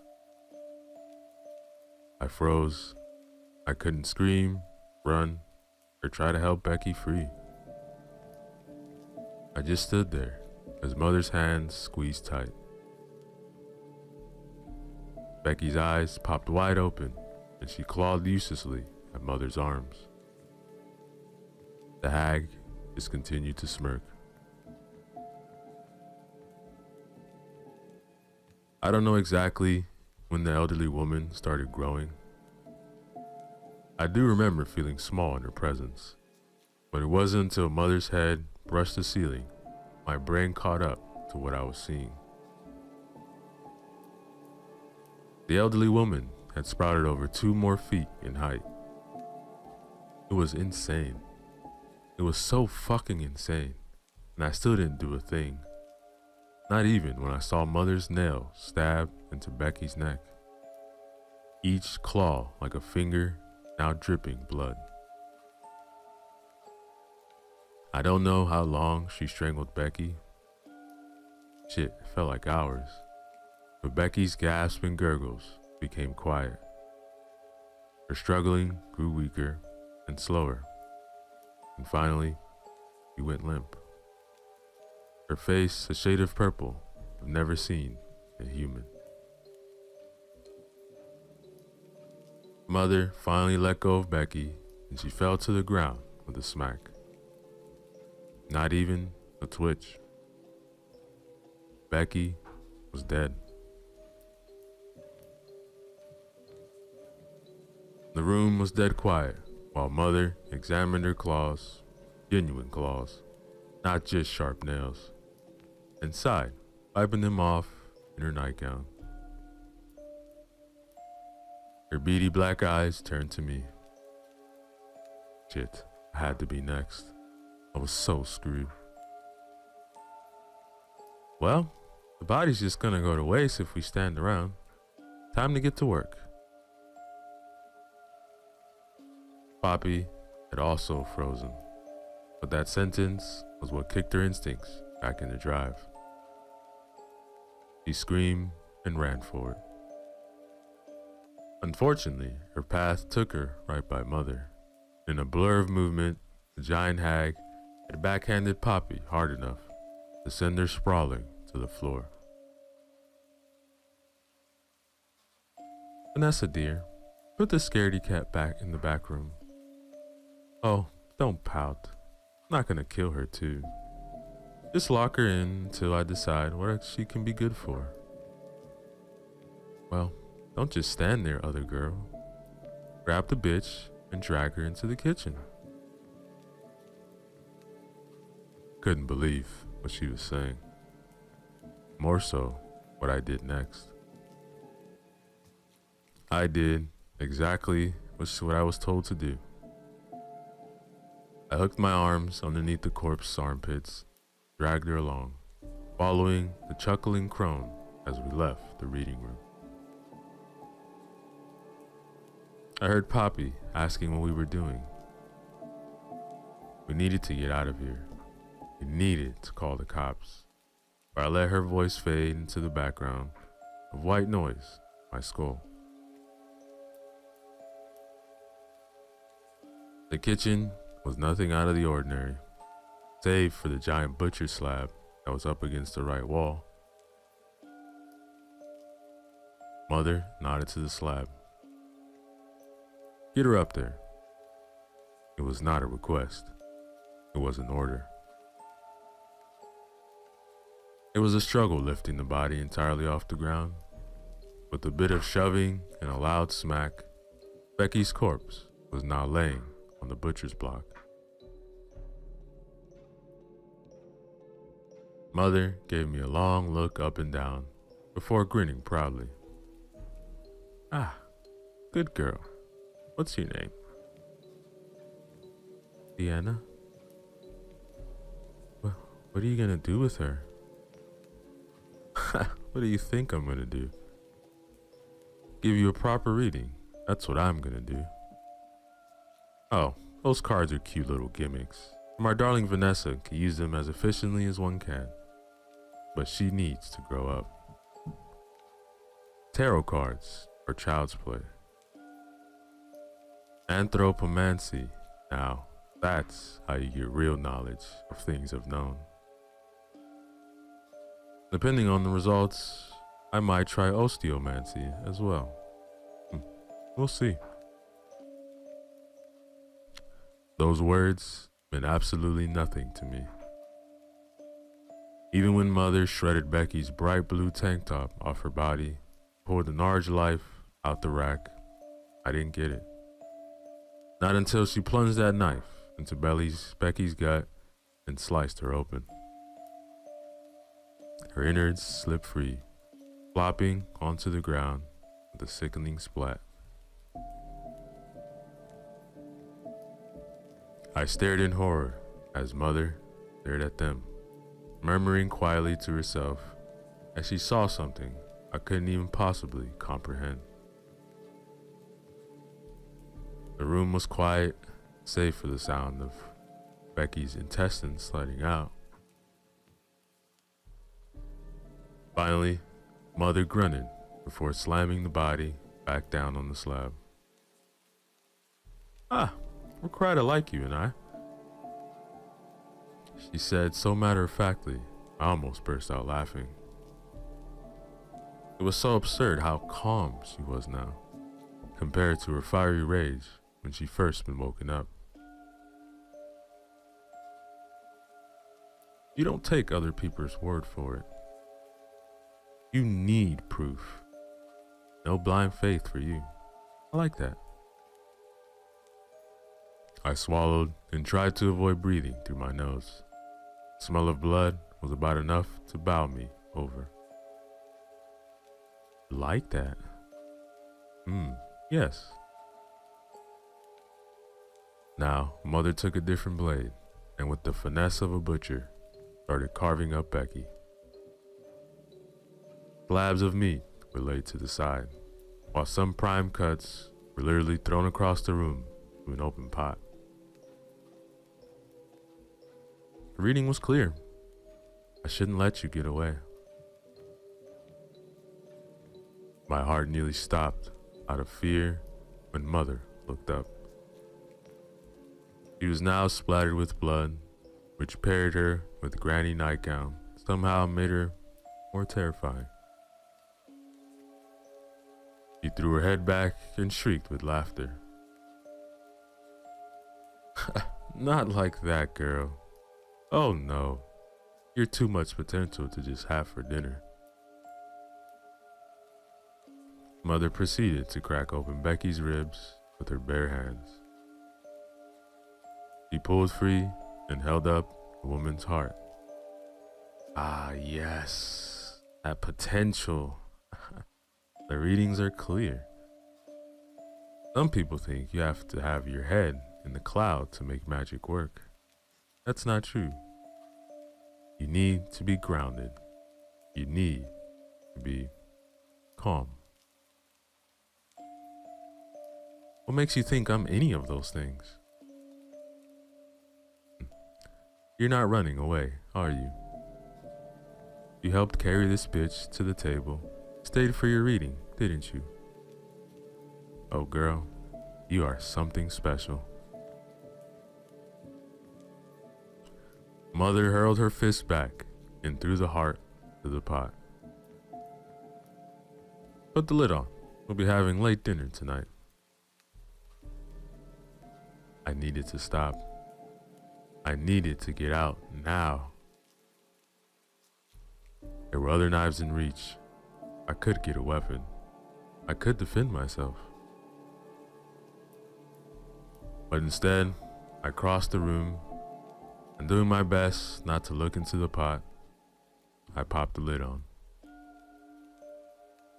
The moment I did that, the stove clicked on, small flames flickering underneath the pot. I turned and hated how I was shocked by how fast Mother was carving up the body. The kind of speed that only came with experience. This wasn't Mother's first time butchering a human body.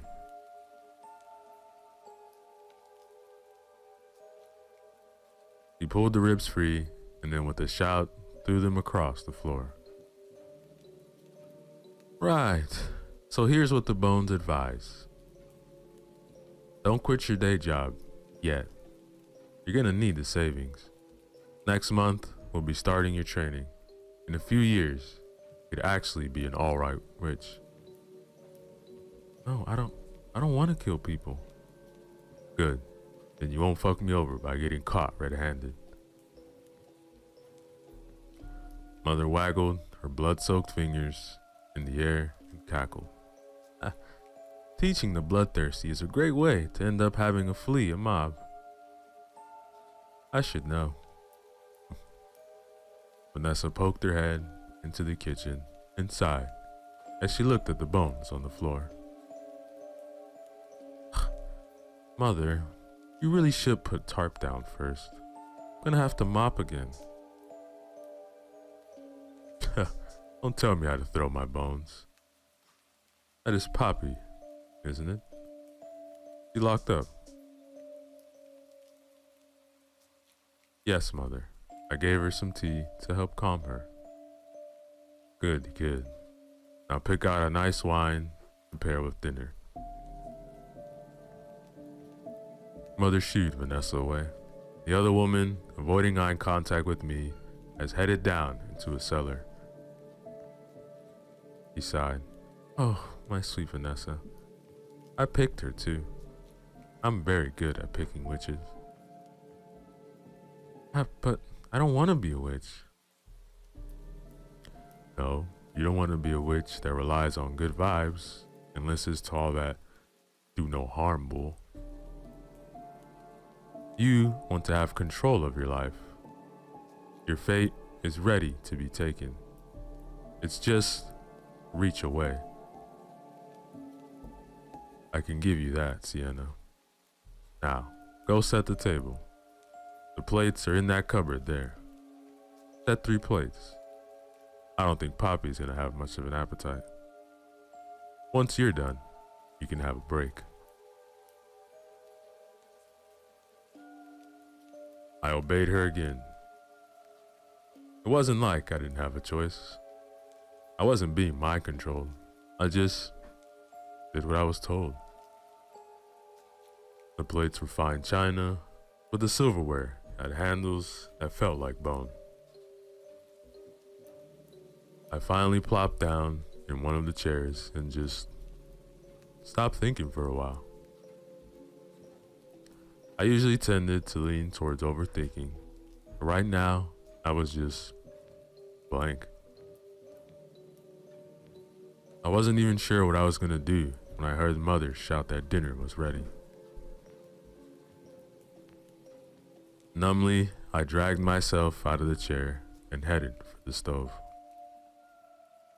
I flinched when I took off the lid, but when the steam cleared, what I saw was a proper looking pot roast with potatoes, carrots.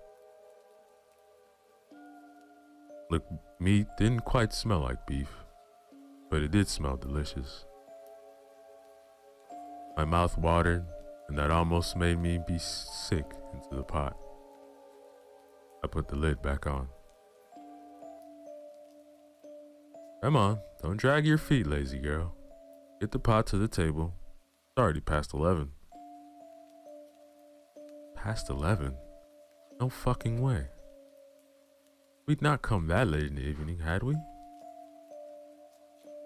I glanced up at the clock to confirm Mother wasn't pulling my leg. Vanessa finally reappeared, cradling the bottle of wine. Do you like red wine? I'm more of a vodka drinker.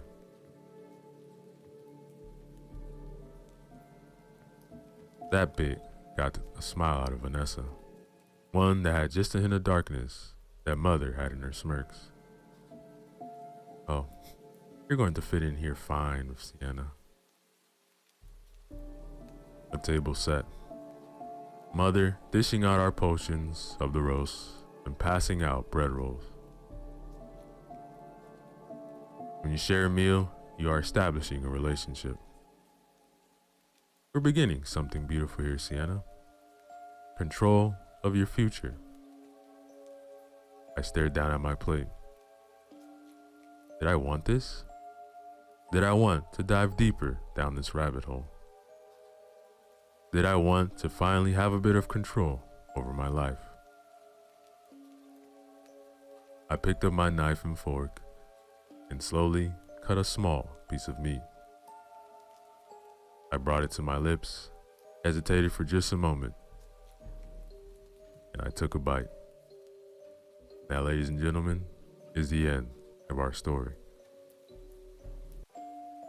Yo, what is up, everybody? It's your boy Ceresco, back again.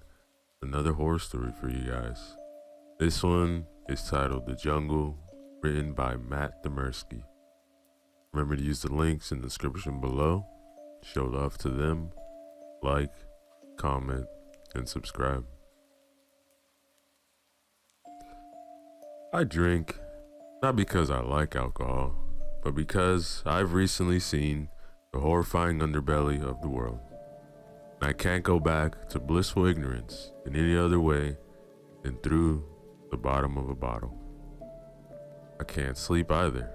So, I'm writing this out to hopefully get some of the poison out of my head. It began with a picture.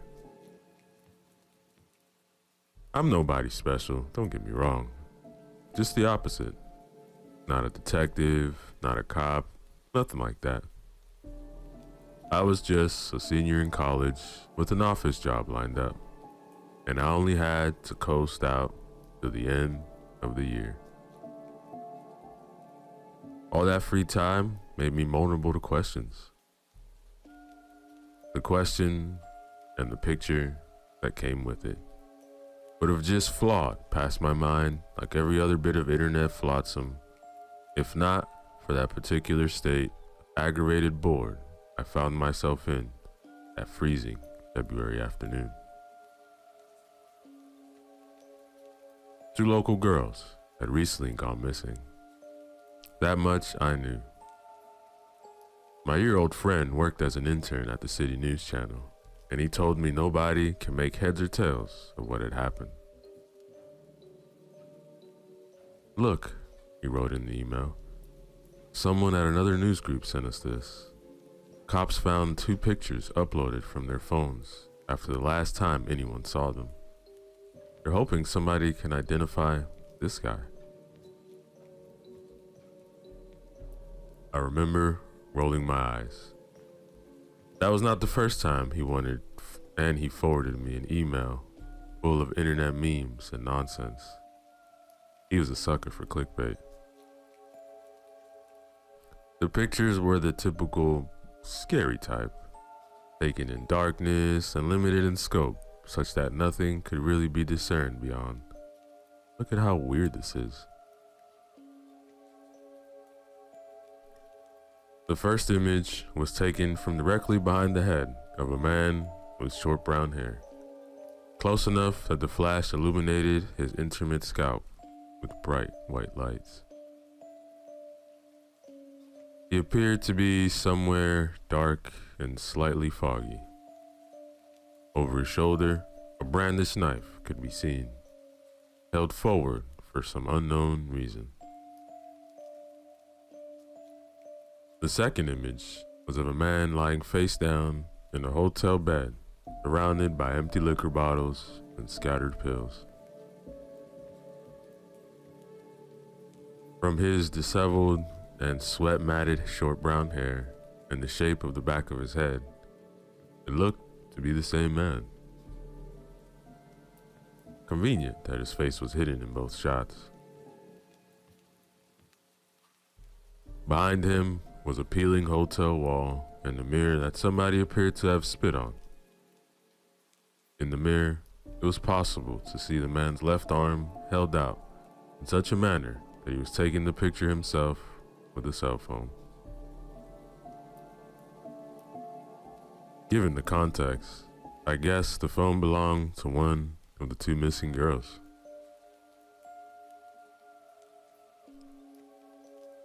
I tended not to believe things like this because they never turned out to be anything. The two girls had likely snuck off to spring break, and this was some sort of prank. Absolute worst scenario, this was just some drunk frat guy they'd hung out with. Let me guess, I wrote back to my friend. Nesper thinks this guy was dead when he took the picture of himself. Ooh, spooky, right? Well, he's definitely recently dead, based on the way his limbs are behaving in that picture, and the discoloration and slight bloating of the skin. But that's not it. It's totally possible to put your camera on a timer, take a picture later. They thought this was a suicide, but they noticed something. Look closer. By his right hand. I enlarged the image on my monitor and realized that there was actually something in his hand. But it couldn't be. I printed out the photo to get a better look, and it was what I had expected. The exact same photo we were looking at was in the dead man's hand. An aging clock on the wall had the same hand positions in both images. He had, in his hand, a picture of himself, dead. Apparently the same photo he would take of himself by using the camera's timer. I emailed him back. What are we looking at here? Nobody knows, man. But they crowdsourced finding the wallpaper, and they figured out which hotel was taken at. Crowdsourced? Yeah, new technique. They make some clues public and let thousands of people see them online. Eventually someone recognizes the clue, and then they've got a lead. It's a hotel in Brazil. February was almost over, and spring break was nigh. I had an opportunity to do something weird and crazy and to prove to my friend that clickbait was stupid. Dude, I'm gonna go there. Where? That hotel. You're not serious. Why not? I mean, I got my passport because my mom pestered me to do it last year. And I've got the money to fly down there because of my summer internship. Look, there's nothing to see. I'll hang out on the beach and have a normal spring break, you know? Alright, but look, I can give you the specific hotel, but you sure you want to do that? That's like crazy. The peculiar mix of aggravated boredom and intrigued indignation brewing in me compelled me to say yes. I'd seen so many ridiculous internet myths in my time online that it seemed an incredible opportunity to debunk one. I'd never really left the country before, of course, but I fought down the nervousness and did my best to research everything I could. The hotel was near a popular tourist destination, but it wasn't like I was going somewhere horrible. The beaches were beautiful, if nothing else.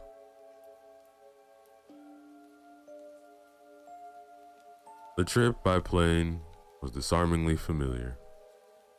Civilization, air conditioning, a safety shrouded me all through the flight, landing, and disembarkmentation. I waited for my bag while a bunch of people stood around checking their cell phones. Just like home, and it didn't hit me that I'd flown to a foreign country and continent. I barged through the last glass door and it smacked right into a brutal wall, humid heat. It was straight winter back home, and here it was legitimately late summer. I'd chosen my initial clothes poorly, and they immediately became sweat-soaked drapes in a taxi that had no air conditioning. As high as the prices were in the hotel gift shop, and as mass-produced and bland as they were, I bought lighter shirts and shorts, and then sought refuge in my room.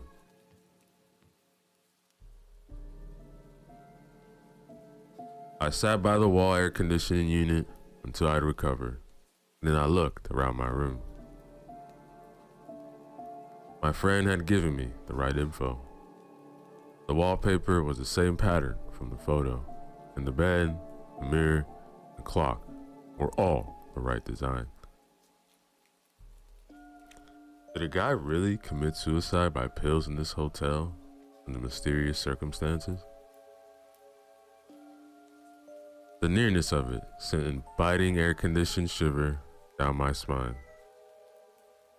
Scary images sent in email chains online were supposed to be stupid myths, not something from a specific real location.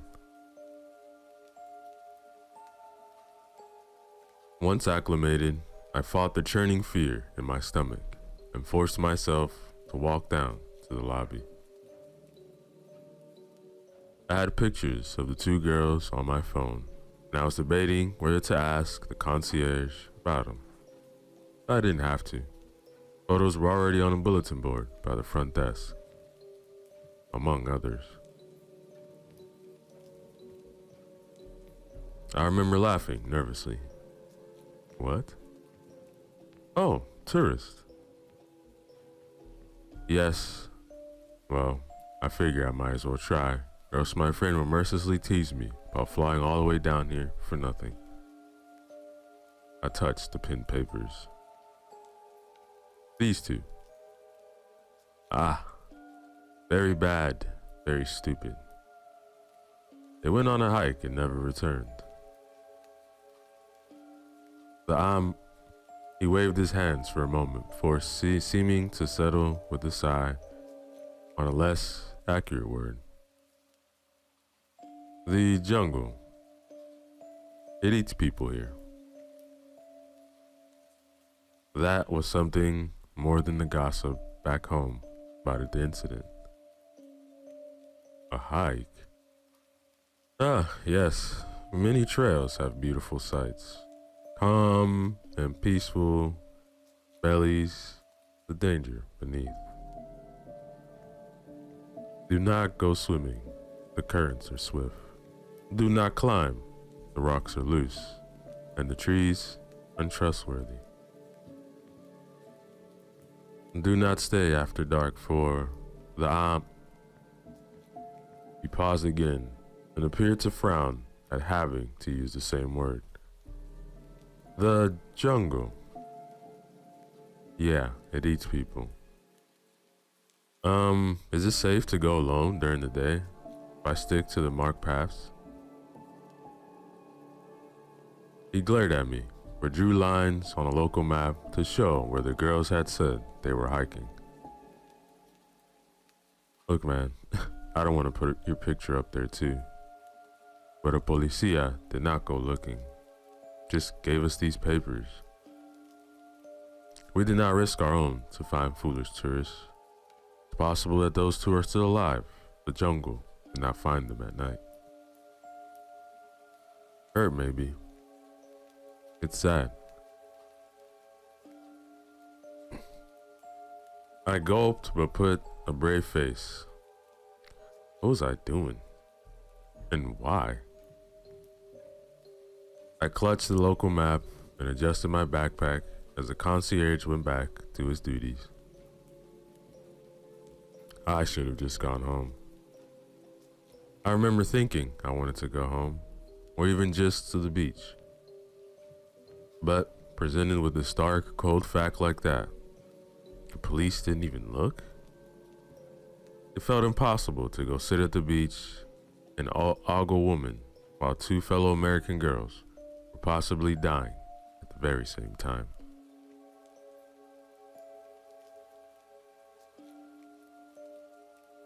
There were some guides for hire outside the hotel, but I felt less safe with a stranger than by myself.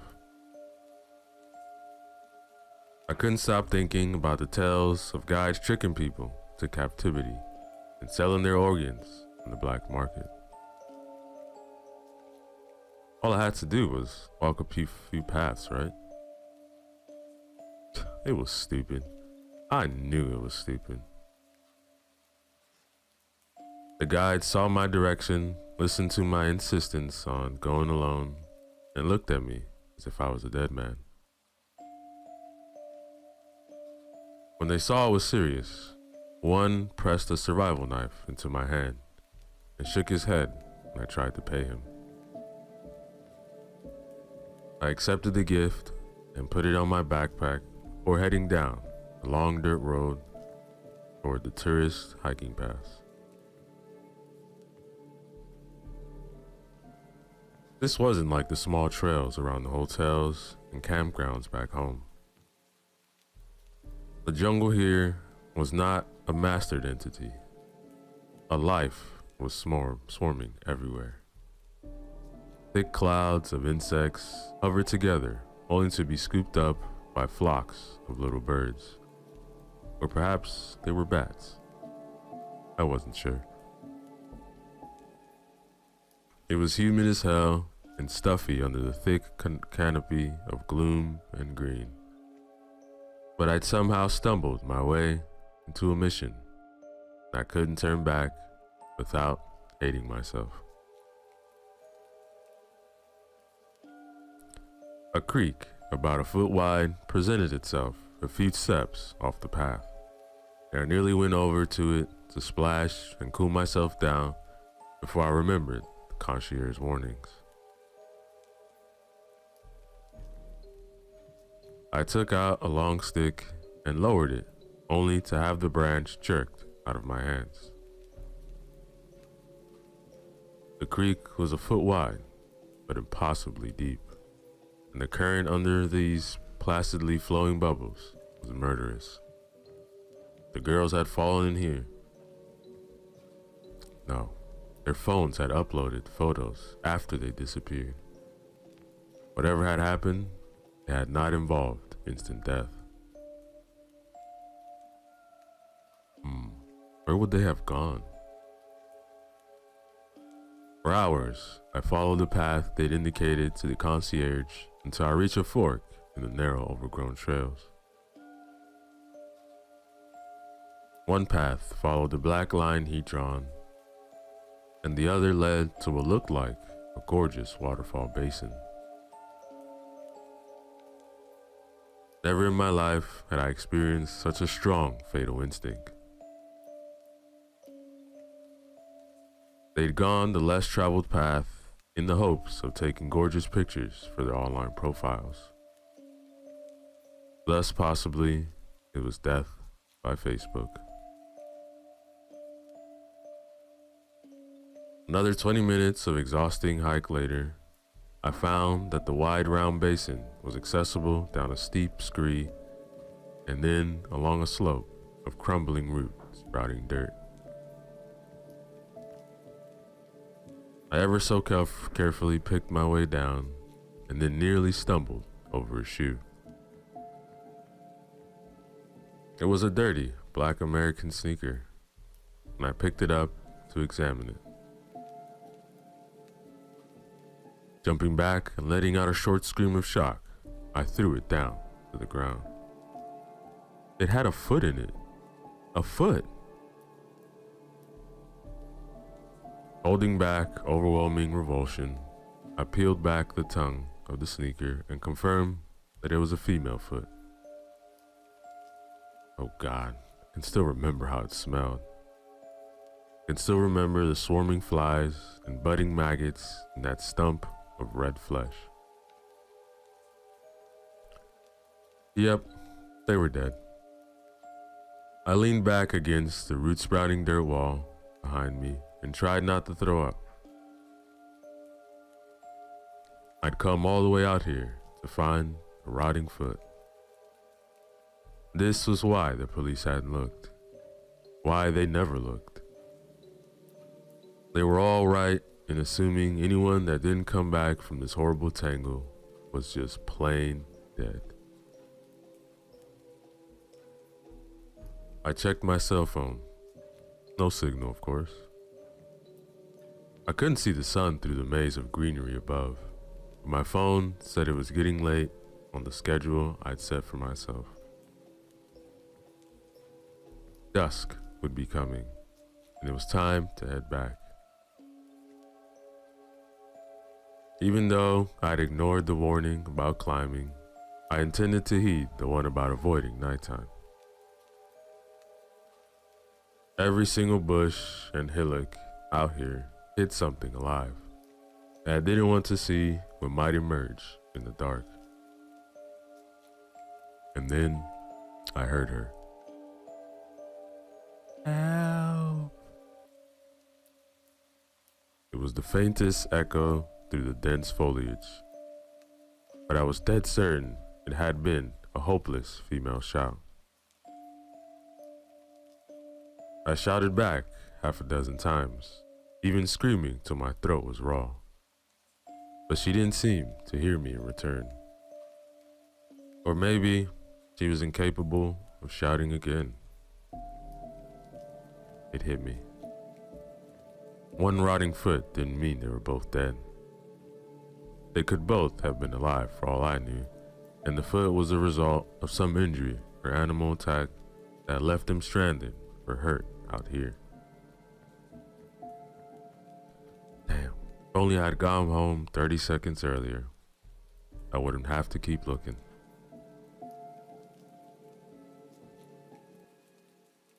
The waterfall above was beautiful, but austere. There was no climbing up that way, which meant the girls had likely followed the resulting narrow river. If they were unable to climb back up the scree, I'd just come down. Judging my footholds and handholds, I clambered along clean rock, thankful to be out of the tangle for a time. The progress wasn't hard, just precarious, and I guess that someone could do it minus a foot if needed. Eventually, the terrain became more like a canyon, with a river at the bottom, and I was forced to lift up onto dirt again. Here, I found an animal trail splitting off in 3 directions. A cell phone with a cracked screen lay half buried. I brushed it off to discover that it still had some battery power, and it was not password protected. The text messages were mostly mundane conversations from the owner to her friends. The most recent ones were variations on help and are you getting this?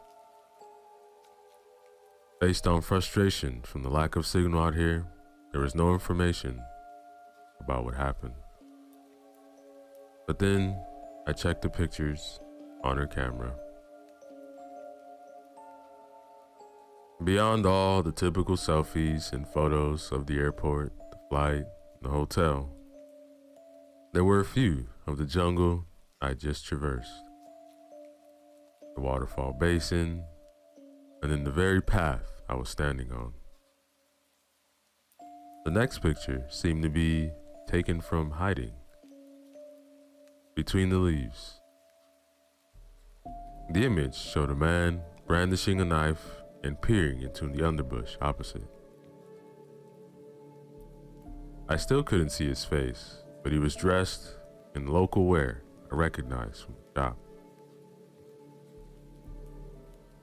Had he seen the girls at the hotel, followed them out here? From the back of his head was the same man from the suicide picture. This was serious. I needed to be ready for a fight or to run. Suddenly tense, I put my backpack down, hid it under the few bushes, and withdrew the survival knife the guide had given me. With the knife out and at the ready in one hand and a cell phone in another, I swiped slowly through the photos.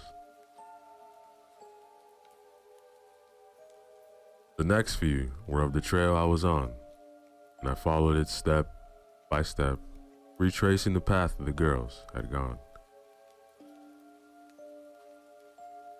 The man was not in these pictures. They seemed to be photos of landmarks that might help them find their way back. Many were blurry, but I had taken in haste. No doubt they'd been running. I couldn't shout anymore either, not without potentially revealing my presence to that man. Had he cut off one of the girl's feet or something? I had her foot ended up back by the waterfall. Swipe. There's the rock. Swipe. Okay, there's the bend on the path. Swipe. There's the arranged stones to mark a direction when no other landmark would suffice. A few more swipes and I was back where I started. The animal trails split off in 3 directions. I could hear the river out beyond the trees. So they'd come full circle by accident. Realized they were lost. Then what? Drop their phone here in frustration?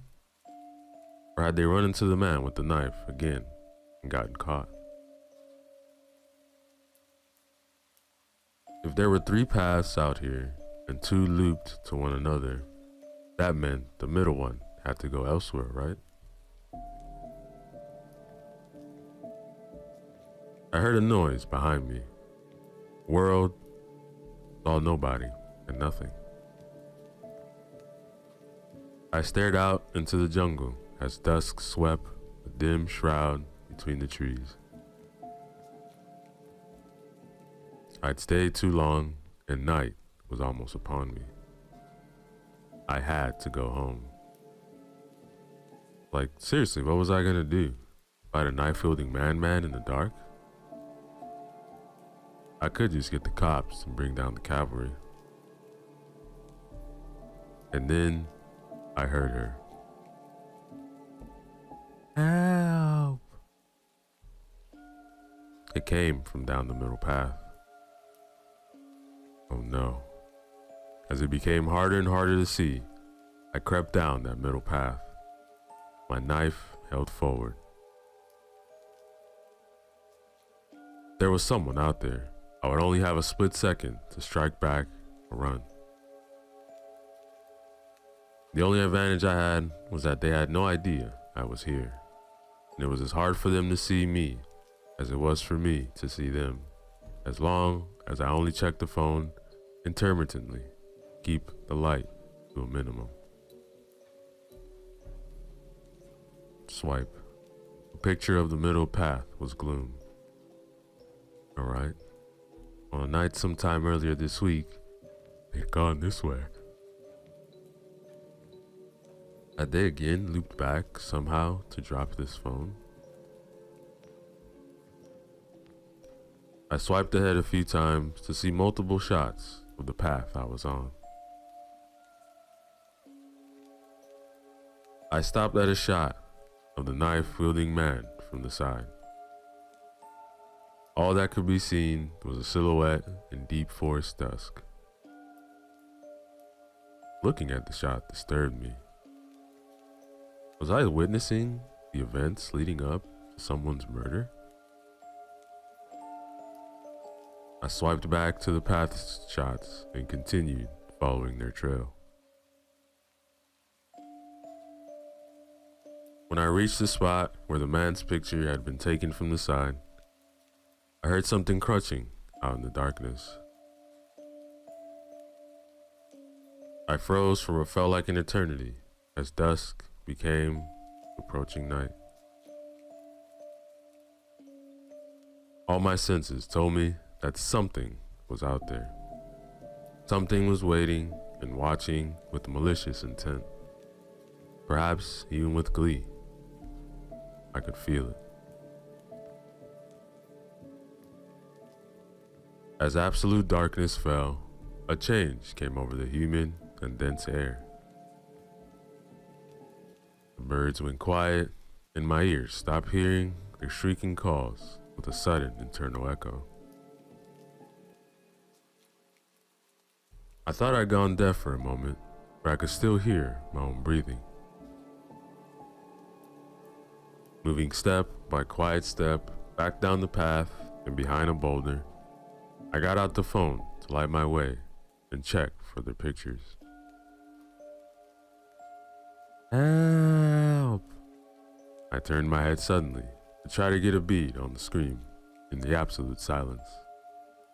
It sounded closer somehow. Help! This time, it came from the opposite direction, a little bit further. Help! That one came from the right on the path ahead, exactly where I had been walking before the sensation of being watched had stopped me in my tracks. It was the same scream every single time. The same intonations, the same length, the same emotion. I swallowed down panic. That girl had died days ago, and someone or something was using her last scream to toy with me. It was insane to think so, but it was the only conclusion.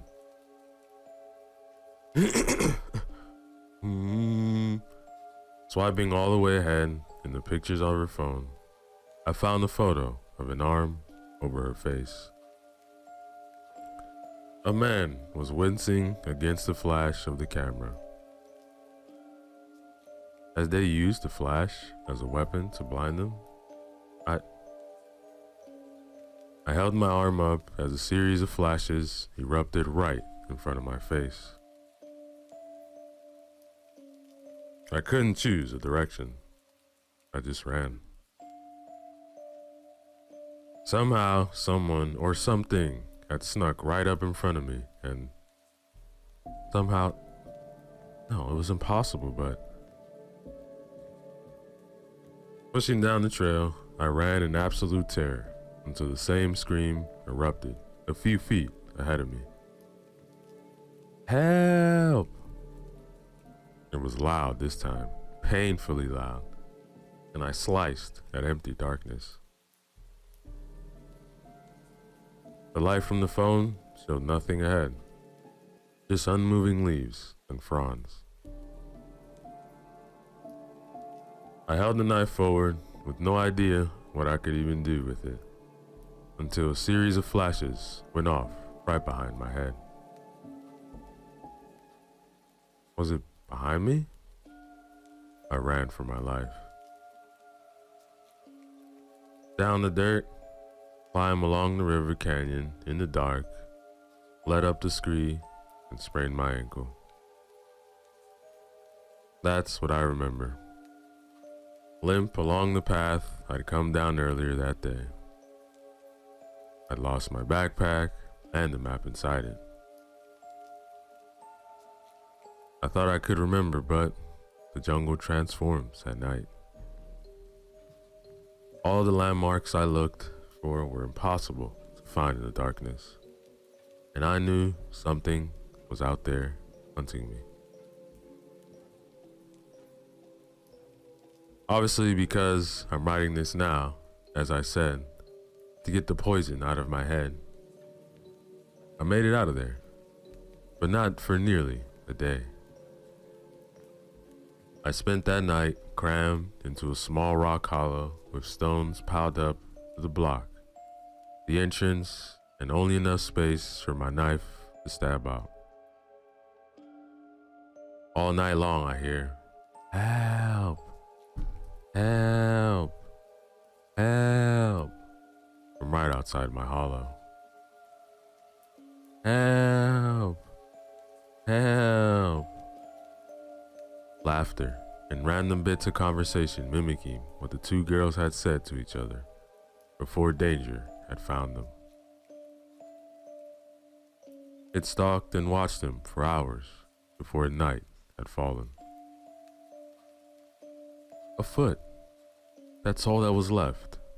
A foot severed by powerful jaws. When dawn finally rolled around, my sleepless body practically dragged itself out of its own accord. I don't fully remember what happened when I returned to the hotel, but they took care of me, and I did not tell them I found their cell phone. And you know what? It's been 5 days, and I'm supposed to fly back to the States tomorrow night. But I happen to know I'll never make it. I sit in my hotel room and stew in my own nightmare. I can hear it calling from the deep of the night. It's out there, mocking me still, waiting because it knows I can't escape. All of those pictures were taken before they ever happened. All part of the horror in the jungle, where time knows nothing of the strict structure of civilization. I only came out of here because of that last picture, the only one that hasn't come true yet. How messed up is that? So, I sit here clutching the photo I printed out with the last picture, and I drink. And I take pills to try to knock myself out before it comes for me. I'm not killing myself. I just don't want to be awake when it happens. It's creeping closer now. The cruelest part of this clock on the wall. I know the exact moment as it ticks closer and closer, second by second. Another swig, few more pills. It's slithering up around the bottom of the clock now. The bottom of the basin. The bottom of my heart. Numbing. He said it, and I didn't listen. Jungle wasn't the right word, and he straight up said it. He told me directly. It eats people here. And that, ladies and gentlemen, is the end of our story. Yo, what is up, everybody? It's your boy Ceresco, back again. Another short horror story for you guys. This one is titled The Devouring Mirror, written by H.K. Reyes. Remember to use the links in the description below. Show love to the author. Like, comment, and subscribe. "Oh, that one is very special," said the old man running the antique shop. Emily looked up from her phone to see a large Baroque mirror with a gilded frame of carved flowers. The late afternoon sunlight that shone through the storefront glittered over the frame, making the flowers appear to throb and writhe on the wall. The spotless circle of glass reflected Emily's body back to her. Wispy black hair, round pensive face, baggy blue sweatshirt, feathered bare jeans with holes near the pockets. Her nose twitched at how ridiculous she looked, encircled in flowers on this tacky thing. "Oh, it's perfect, isn't it, Em?" her mother said. Emily said nothing. She refreshed her feed on her phone and scrolled down to the picture she had posted some hours ago. A carefully edited selfie with her acne digitally removed and her cheeks and chin warped to appear slimmer. No likes and no comments still. "Oh, it'll look wonderful in your room. Brighten things up in there a bit. I've been trying to redecorate and improve the ambiance in there. You know how teenagers get, doom and gloom, even when they don't have anything serious to complain about." The old man's smile was warm, and his faintly yellow teeth gleamed behind his thin gray lips. "Oh, I think the world can be a harsh place for a young person today."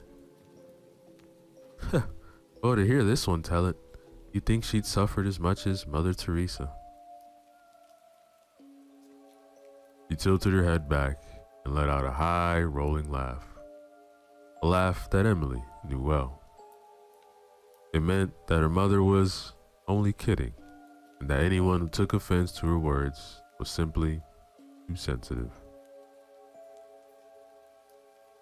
Emily's phone buzzed. A cute boy from her French class had left a comment on her photo. She swiped it open excitedly, but her shoulders slumped when she saw that it was just a pig emoji.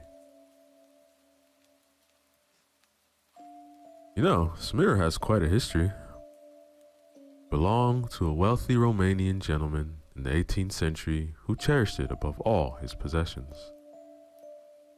Even as his fortune dwindled to nothing, he refused to sell it. He is said to have spent hours sitting before the glass, contemplating its depths. Apparently, he developed some rather curious beliefs with regard to the mirror. He was convinced it had been enchanted with great power." Emily smirked, but when she looked up from her phone, she saw the old man was entirely serious.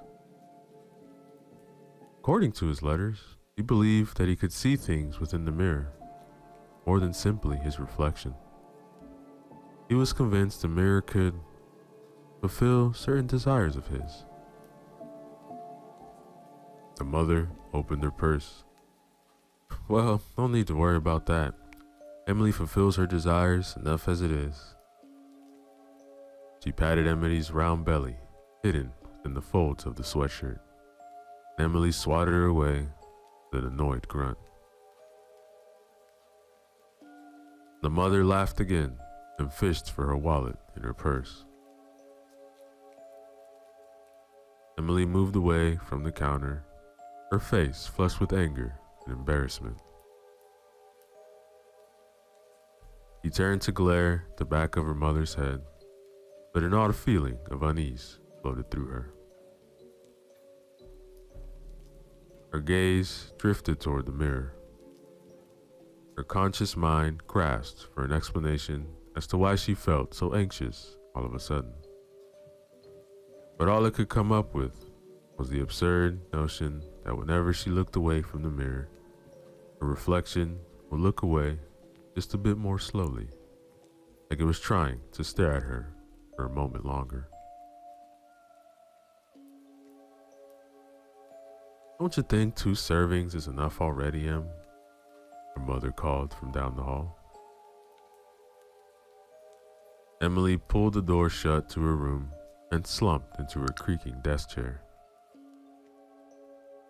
She set down her dinner plate with a heavy glass clunk. She glared at herself in the ugly mirror that was now hanging over her desk. No, she thought to herself, not tonight. She opened her laptop and played a video, trying to ignore the cold, aching pressure gathering in her chest. 2 servings is enough. I'm not even hungry anymore. It should be enough, isn't it?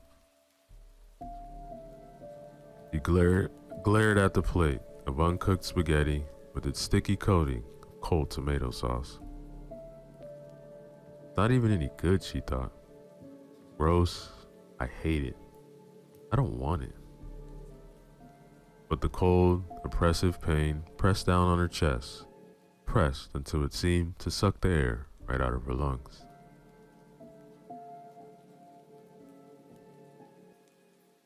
She slammed her laptop shut, snatched the plate, and shoved pasta in her mouth. She tasted nothing, eating only for the temporary relief it brought from the pain. Even then, food was hardly relief at all. Just a single stone removed from a great heap under which she had been buried.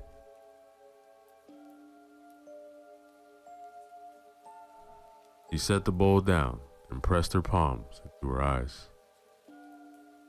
A few tears leaked out, but she held her breath, stifling the urge to sob. She didn't need her mother bursting in to lecture her on how good her life was.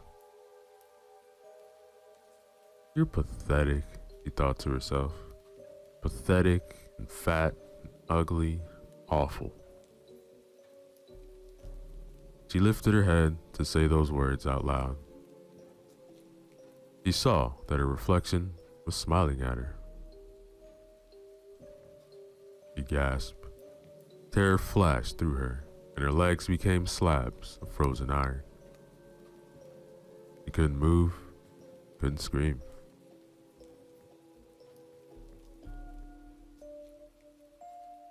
The reflection touched his finger to its lips. Its smile held no malice, no hostility. Kindness and warmth radiated from his deep brown eyes, which, unlike Emily's, had a slight reddish tinge to them and made them seem brighter and more lively than her own. Emily felt her fear leaving in a slow pace. She raised her hand, its fingers barely peeking from the sleeve of her sweatshirt, and she waved. The reflection girl giggled silently and waved back. Emily swallowed to moisten her throat. What are you? The reflection brought its hand to its chin in a cartoonish show of thinking. It shrugged and giggled. What do you want? The reflection licked its lips and rubbed its belly. You're hungry? It nodded emphatically. Well, I have some food here. Do you want that? The girl in the mirror nodded eagerly. It reached out with both hands for the plate of pasta on its side of the mirror. Ignoring the fork, it scooped up a big handful, opened its mouth much wider than Emily could, and ate it.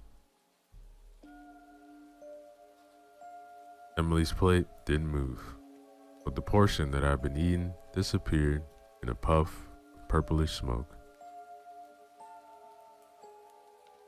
Emily watched, eyes white-rimmed and shining with amazement, as the food vanished from her plate with the girl's every bite.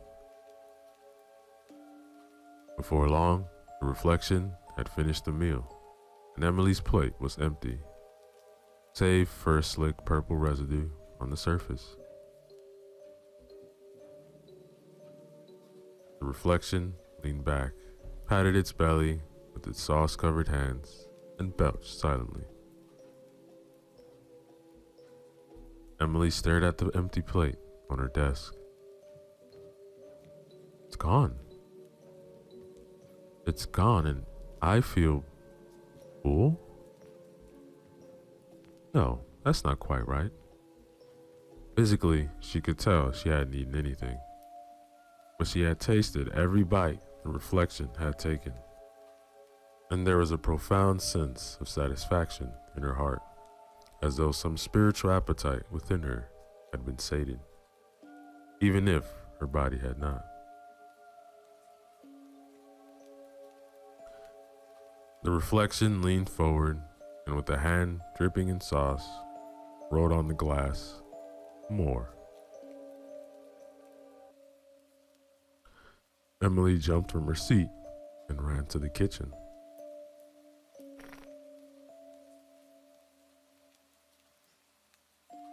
Her mother called down the hallway, "Dessert too? Em, you're never gonna meet any boys unless you start taking better care of your..."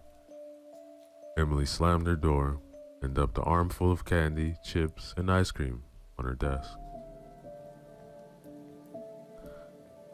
The reflection ate ferociously, ripping packages open with its teeth, shoveling sweets and snacks to its gaping mouth by the fistful. By midnight, both Emily and her reflection were slumped over, exhausted on their desks. The reflection's belly, now round and distended, rose and fell with every labored breath. Emily felt full to bursting, even as her stomach growled. That was amazing. It was like eating, but not eating. I don't have to feel bad about it. The reflection laughed. Potato chip flecks splattered against the inside of the glass. She lifted her finger and wrote in a smear of grease and melted ice cream,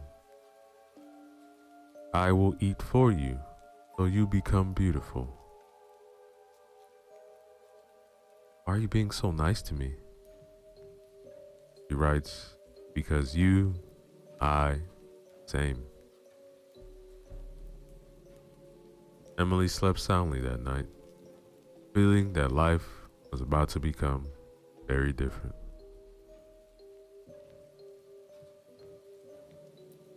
Night after night, Emily brought her dinner to her room and watched her reflection devour it all.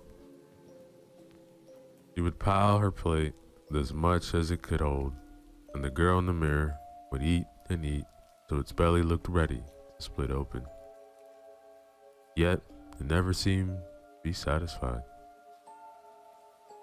Every night, with a hand coated in sauce or grease, it would write in the mirror, "More."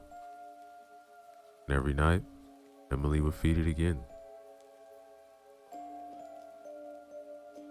No longer desiring food for herself, Emily began to lose weight. The roundness in her face pulled inward like a blueberry shriveling in the sun.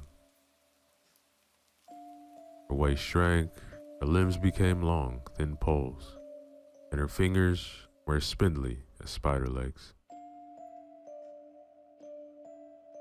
Where she once dreaded stepping on the scale, now she looked forward to it as it was her favorite part of the day. She bought one for her room and placed it right in front of the mirror so she could track the dwindling number and celebrate milestones with her reflection. She ditched the hoodies and baggy t-shirts for slim dresses, fitted jeans, and crop tops. The boys who had ignored or mocked her since childhood began to take notice. They flirted with her, or tried to, in their clumsy and awkward way. She could sense how nervous they were when they spoke to her, how eager, yelping for her attention like puppies. She could sense the power she had over them, and she liked it. Not all the attention was pleasant. Some of the girls became rude and nasty, especially the ones whose boyfriends cast glances in her direction, They spread wild, obscene rumors.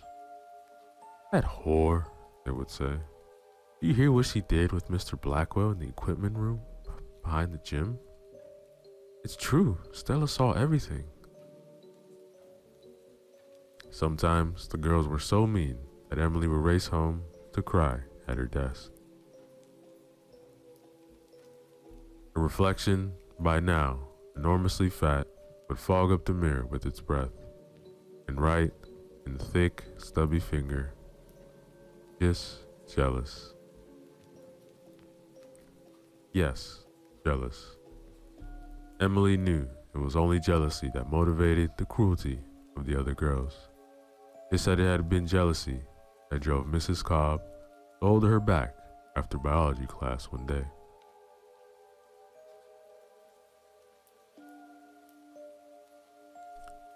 "I'm very concerned for your health," he had said.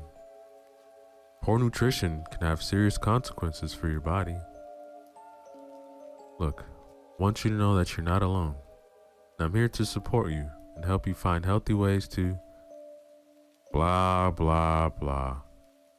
Emily had rolled her eyes and walked out. Some nights, as the mirror girl was chomping down on its food, a pang of true hunger would strike Emily like a bullet. She would feel the urge to eat something real. But whenever she reached for a bite, the mirror girl would nip at its own finger, and Emily would feel it. Yes, she's right. She wouldn't let me make bad decisions. She is me, after all.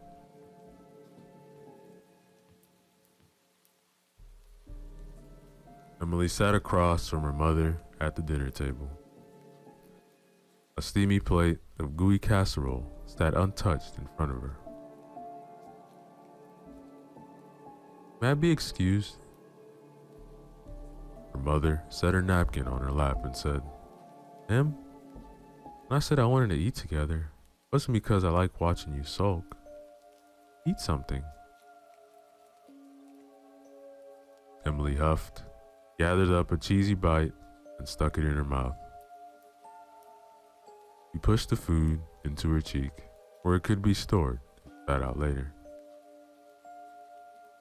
"There, can I be excused now?"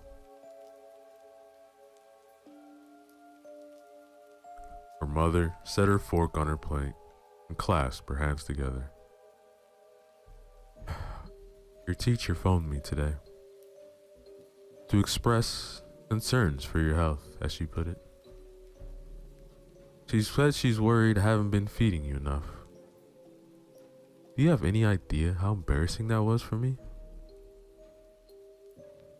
Emily pushed her plate away and took out her phone.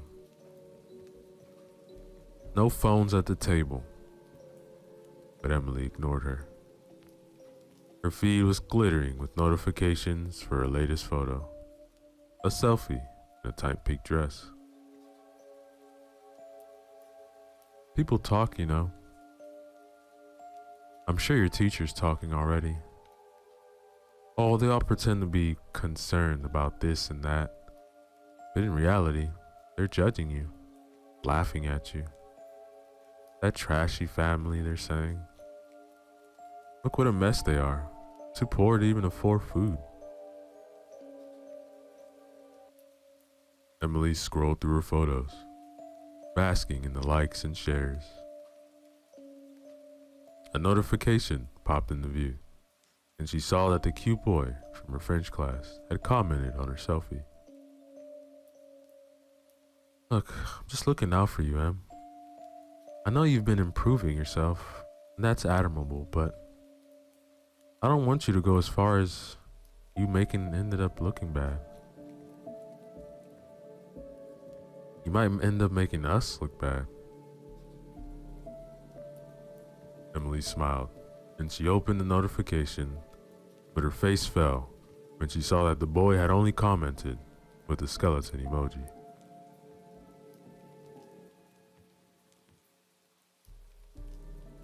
"Look, I just want you to be happy, Em.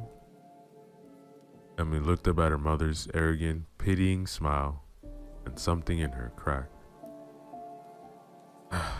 Stop calling me Em. My name is Emily. The outburst shocked them both. A charged silence gripped the room. The air itself seemed to become thin and cold, like pressure dropping before a storm. The mother's hands fell slowly to the table. I named you. You wouldn't even have a name if it weren't for me. I can call you whatever I want. Emily's heart raced. Her hands felt cold, like she couldn't get enough blood into them. You always do what you want. You never care about what I want. You don't even ask. I don't ask because I don't want to get any useful information. What would you say if I asked what you want? To sulk around in your room all day and with your face buried in your phone? To yell at me just because I'm trying to do what's best for us? Rage and fear churned Emily's blood. Her hands gripped at the table. You're not looking out for us. You're only looking out for you. I'm not stupid. Even if you think I am, you couldn't care less about me. Her mother tilted her head back and laughed. Oh, yes, and that's why I spent hundreds of dollars on an antique mirror for your room. That's why I spent so much money on all those nice new clothes you wanted. That's why I wasted an hour of my time to make dinner for you tonight, even after I've been working since 6 o'clock this morning. Emily slammed her fist on the table. You're the reason I hate food. You made me feel bad about everything I've ever eaten. I thought if I got skinny, you would be nice to me. But now you're worse than ever. Oh, so you're angry I made a few jokes. I knew you were oversensitive, but this takes the cake. No, I'm angry you treat me like dirt because you're jealous. You're jealous that I look good, and you just look like the awful old bitch you are. Her mother drew back, like she'd been struck. Emily knew at once she had crossed the line. A great gust of fear swirled through her. She felt dizzy and lightheaded. Her mother then stood from her seat. Why on earth would I be jealous of a miserable, sniveling little brat like you? You think you're hot stuff now, but I know what you really are inside. You'll always be a fat, weak little pig, no matter what you look like. The words scorched Emily to the soul, and she ran out of the room. She slammed her door shut and collapsed into a loud, racking sobs. Pain gathered in her chest, the dull pressure she knew so well. This time, it was accompanied by a feeling of tightness, like a great constricting snake had coiled around her heart. She lifted her head and squinted through the tears in the mirror. Her reflection was staring back at her in confusion, sympathy. Its jowly cheeks sagging, its hair shining with grease, its rolls of body fat shuddering with every movement. This is really what I am, she thought. This is what I'll always be. The reflection wrote with its oily finger. What wrong? Just leave me alone. The girl kept writing. Her? Mother? She hates me. And she's right too. I'm disgusting. The reflection wrote, I can help. What could you do to help me? It wrote, hungry. I'm sorry, but I'm pretty sure dinner's ruined for tonight. The reflection shook its head. No, not usual dinner. What do you want then? A soft knock at the door startled her. Her mother's voice came through softly. Em, can we talk? Em turned toward the reflection to tell her to wait, but the words written on the glass stopped her cold. Hungry for meat. The door opened and the mother stood in the doorway. Daylight was fading quickly and shadow had pulled into the depressions around her eyes. Oh, Em, I'm very sorry. We sort of let things get out of hand there, didn't we? Emily stood up with difficulty. Her heart felt like it was sputtering in her chest, like a motor running out of fuel. She leaned against the desk for support and saw that something had changed in the reflection's face. No, not a face anymore. Not exactly. It was something else. The mother stepped into the room, her white skirt undiluted, shadow as she moved. I shouldn't have said that just now. It was a terrible thing to say, and I have no excuse.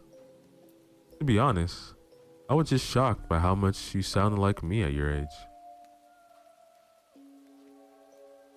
Emily gazed into the reflection's eyes.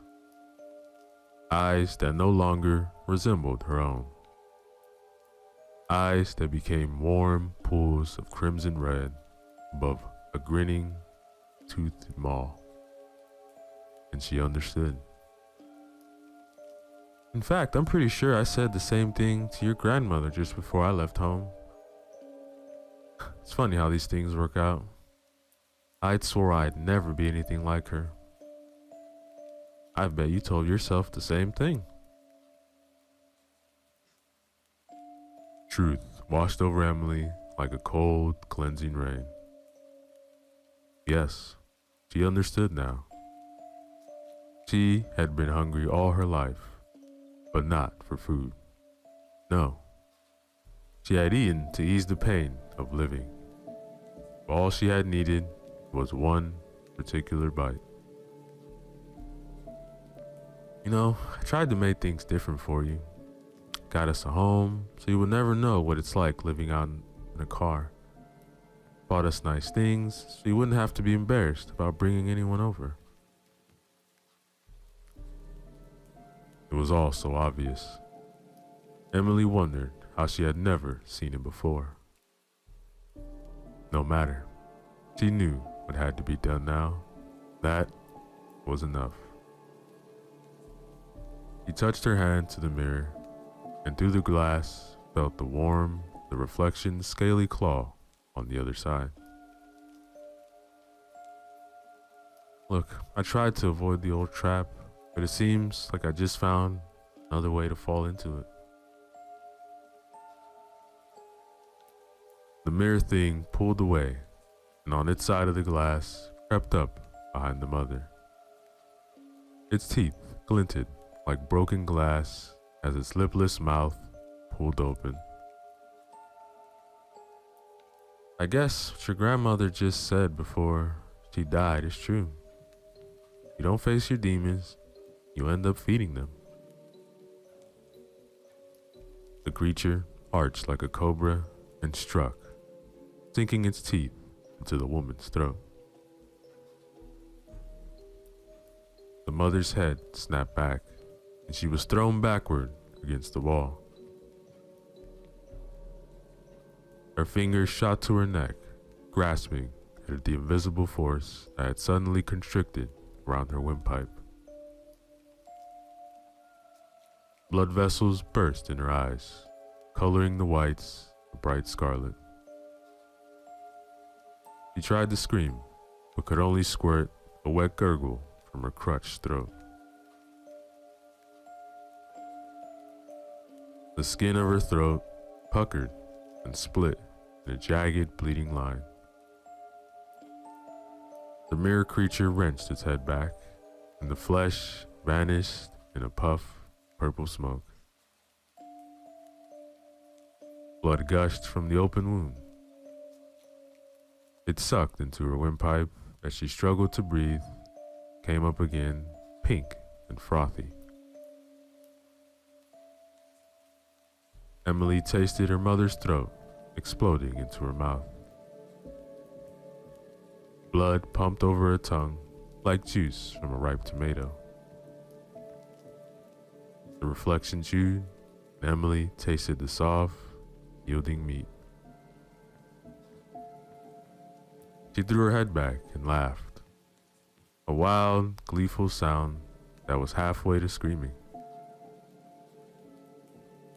As her mother reached out for her and mouthed,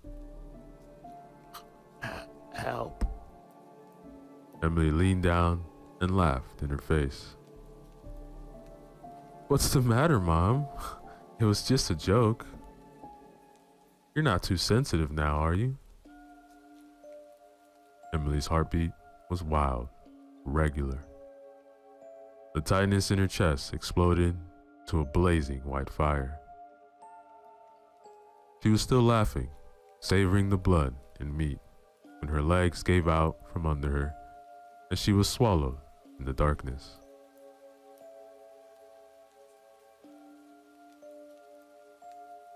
Later that night, the old man at the antique shop noticed with a mild surprise that the mirror had returned to its usual spot on the wall. "Oh my, you've come home early." He placed both hands on the frame and leaned his face towards the glass, as though he were dunking his head to a barrel of black water. "Oh, I see. Well, that woman was awful. Serves her right. Pity about the young girl, though. But not unexpected, given how weak her heart must have been at that level of undernourishment." He let go of the mirror and shuffled back behind the shop counter. Darkness pressed in on him, and he wore it like a slithering robe. Not even moonlight touched him. Still, it seems that everyone got what they wanted. All in all, a successful sale, I'd say. No time to rest on our laurels, gentlemen. Another customer might arrive at any minute. His teeth were a pale yellow crescent as he sat behind his counter and smiled in the dark. That, ladies and gentlemen, is the end of our story. Yo, what is up, everybody? Your boy Ceresco back again with another short horror story for you guys. This one is titled Untold Tales of Horror, Now Told, written by Dale Thompson. Remember to use the links in the description below. Show love to the author, like, comment, and subscribe. Devilish dolls, haunted houses, ghoulish ghosts, freaky frights, dreadful demons, blood-sucking bats, peculiar pumpkins, bizarre bridges, fiendish phantoms, atrocious apparitions, malfeasant monsters, wicked witches, and all things that go bump in the night. Welcome to Untold Tales of Horror Now Told. I am your host, Alistair Mortimer Caneswright. Tonight, we will tell the tales that no one is brave enough to tell. If you believe in the University Halloween Massacre, or that perhaps there are secret tunnels running below your university that house the dead. The ghosts of suicide victims hanging in your university hallways, or that stone statues come alive at night to teach students. And this program is for you. Alistair ran through his podcast within his normal time and with a grand send-off. Well, I hope that was scary enough for you. Until we scare again, this is Alistair Mortimer Caneswright signing off. Alistair closed his door with a sensational feeling of satisfaction. His stories this night were his own creations. Sometimes, when he had been lessened and inspired, he would read submissions from other writers. But this night, he read 2 of his own horrifying. The night closed its darkness around the college town.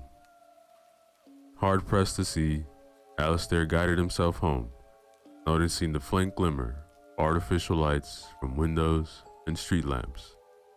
But overall, the town was asleep, idle and in a dormant state. Alistair seemed to be the only one who was making his way home. After an exciting night of horror stories told exclusively by him for his many podcast listeners, he had no immediate plans for bed. He was a nocturnal creature, loving the nightlife. His thoughts were on the response he would get from his show. The show went out live, and people were free to respond as the show developed. Later, he would post it on various other sites which would promote his work. His voice was in high demand. Many broadcasters looked forward to his work because it brought a much larger audience.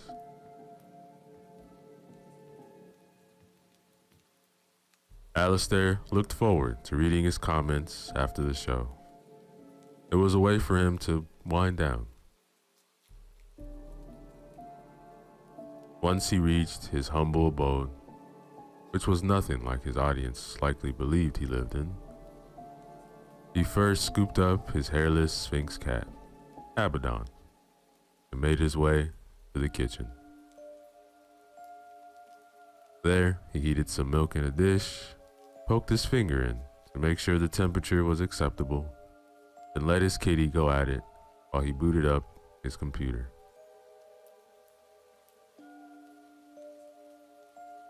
He poured himself a large orange juice and retrieved a bag of salted pretzels from the cupboard before plopping down loosely on his favorite broken-in leather chair.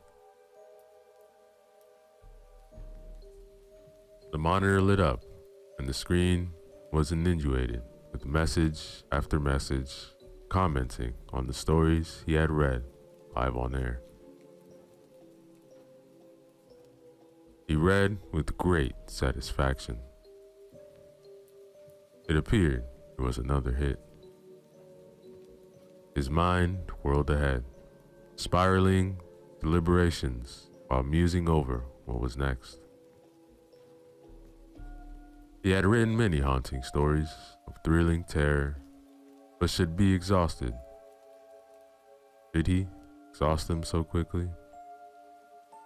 He probably wouldn't read so many of his own in a row, so to string them out a while longer is probably the best idea. But one of the listeners were aware of Alistair. He was dying. The doctor gave him 6 months, and he had defied every prediction and was on 11 months plus. If he were honest, he had never felt better than right now. If he could freeze time, this would be the instance when he would make it stand still. He understood the odds were stacked against him. However, he was quite a fighter. He was the sort of guy that if you hit him and knocked down, He prayed he was out cold. Otherwise, he was going to get back up and give a real beating to you. Alistair read every comment and personally responded to his subscribers. A couple hours later, he and Abaddon settled off to bed. He was too exhausted for a second shower of the day. He would take care of the podcat stench in the morning. Sometimes in the night, he was awakened by a pinging sound. He could have sworn he had muted the sound on his computer, so he mustered the strength to get out of bed and mute the volume. He would not be able to bear the incessant sound all night. Soon as his head hit the pillow, he was out like a light. Bing! Again, his computer made a terrifically horrible sound. Mumbling to himself, he stormed to a computer like a drug zombie who had lost his cool. Not playing around this time, he muted the volume again and took the computer to the kitchen, far from his bedroom. Hopefully, he would not be disturbed again. Returning to his bedroom, he brushed Abaddon off his pillow and crashed into the bed with a thud. Abaddon was not bothered. He purred quietly in some feline dream world.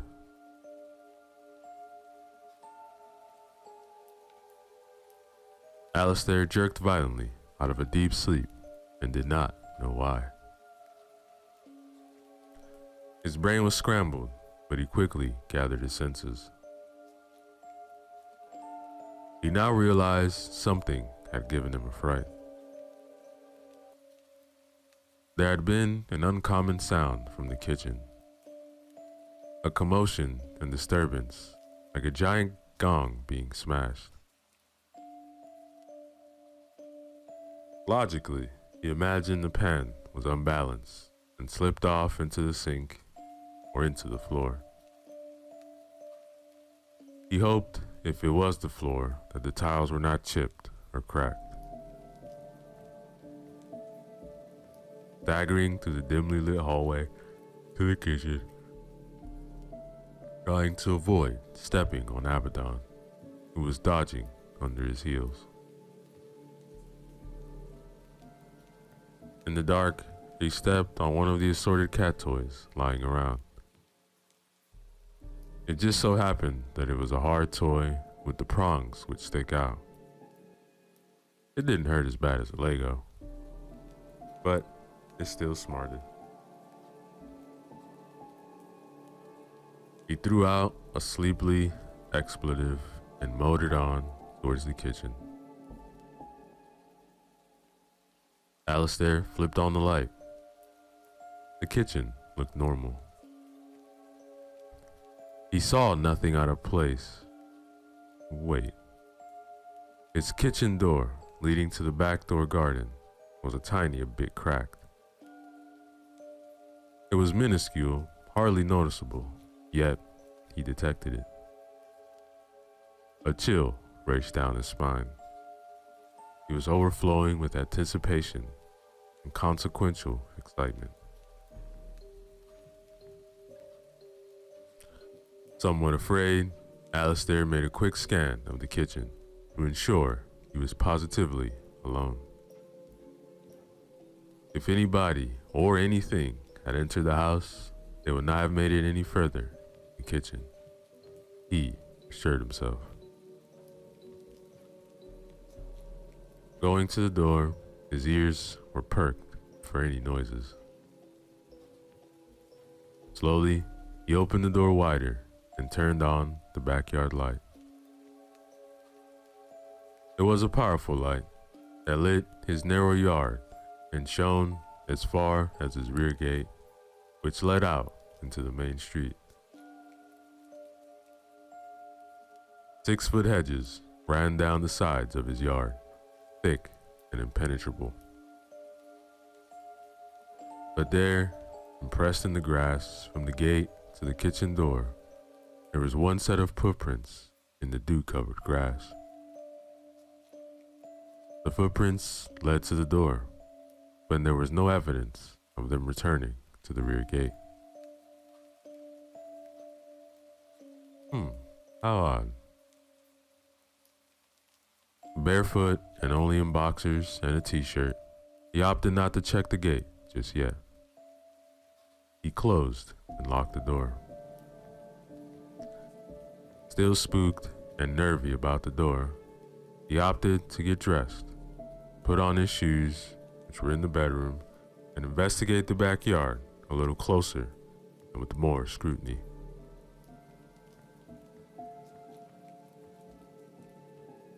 With great suspicion and holding a Louisville Slugger baseball bat firmly in his hand, he entered the backyard.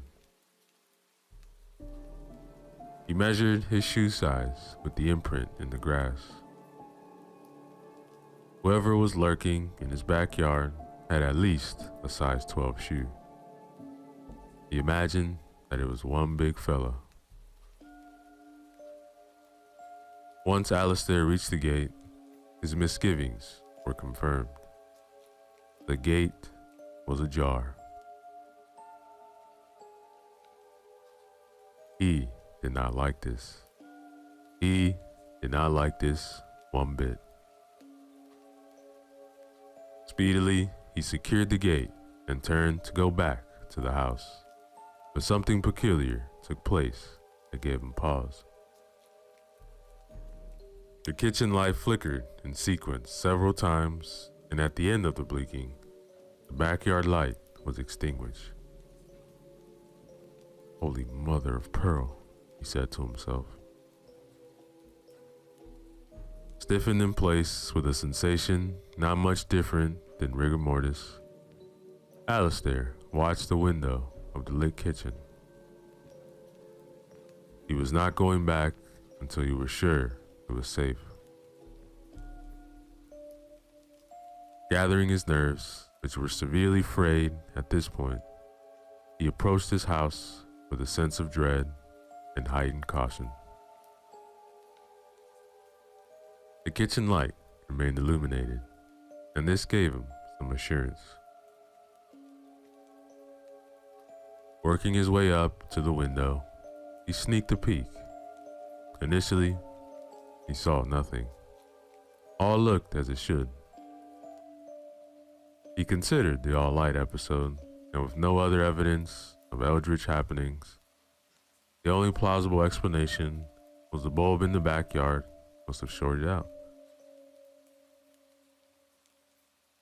With his trepidation easing, he wanted to guarantee his safety, so he opted for another look through the window just to ease his fear. What he saw nearly made him pass out. He was in the kitchen. He saw himself on his back, turned toward him, standing at the table. The person hovering his kitchen table looked identical to him. They were even dressed like him. What the devil? The grip on the baseball bat loosened as a paused terror swept over him like a hot towel and bore down into the pit of his gut to the point where he swayed with nausea. He leaned on the house with his shoulder and attempted to will strength back into his rubbery legs.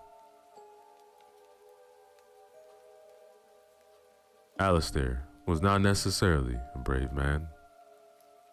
His courage had never really been challenged before. Oh, he stuck up for himself in high school when he bullied. But this was something otherworldly. Could it even be possible? How does something as bizarre as this even occur? This was just like the unutterable secrets he wrote and did voiceovers for on his podcast.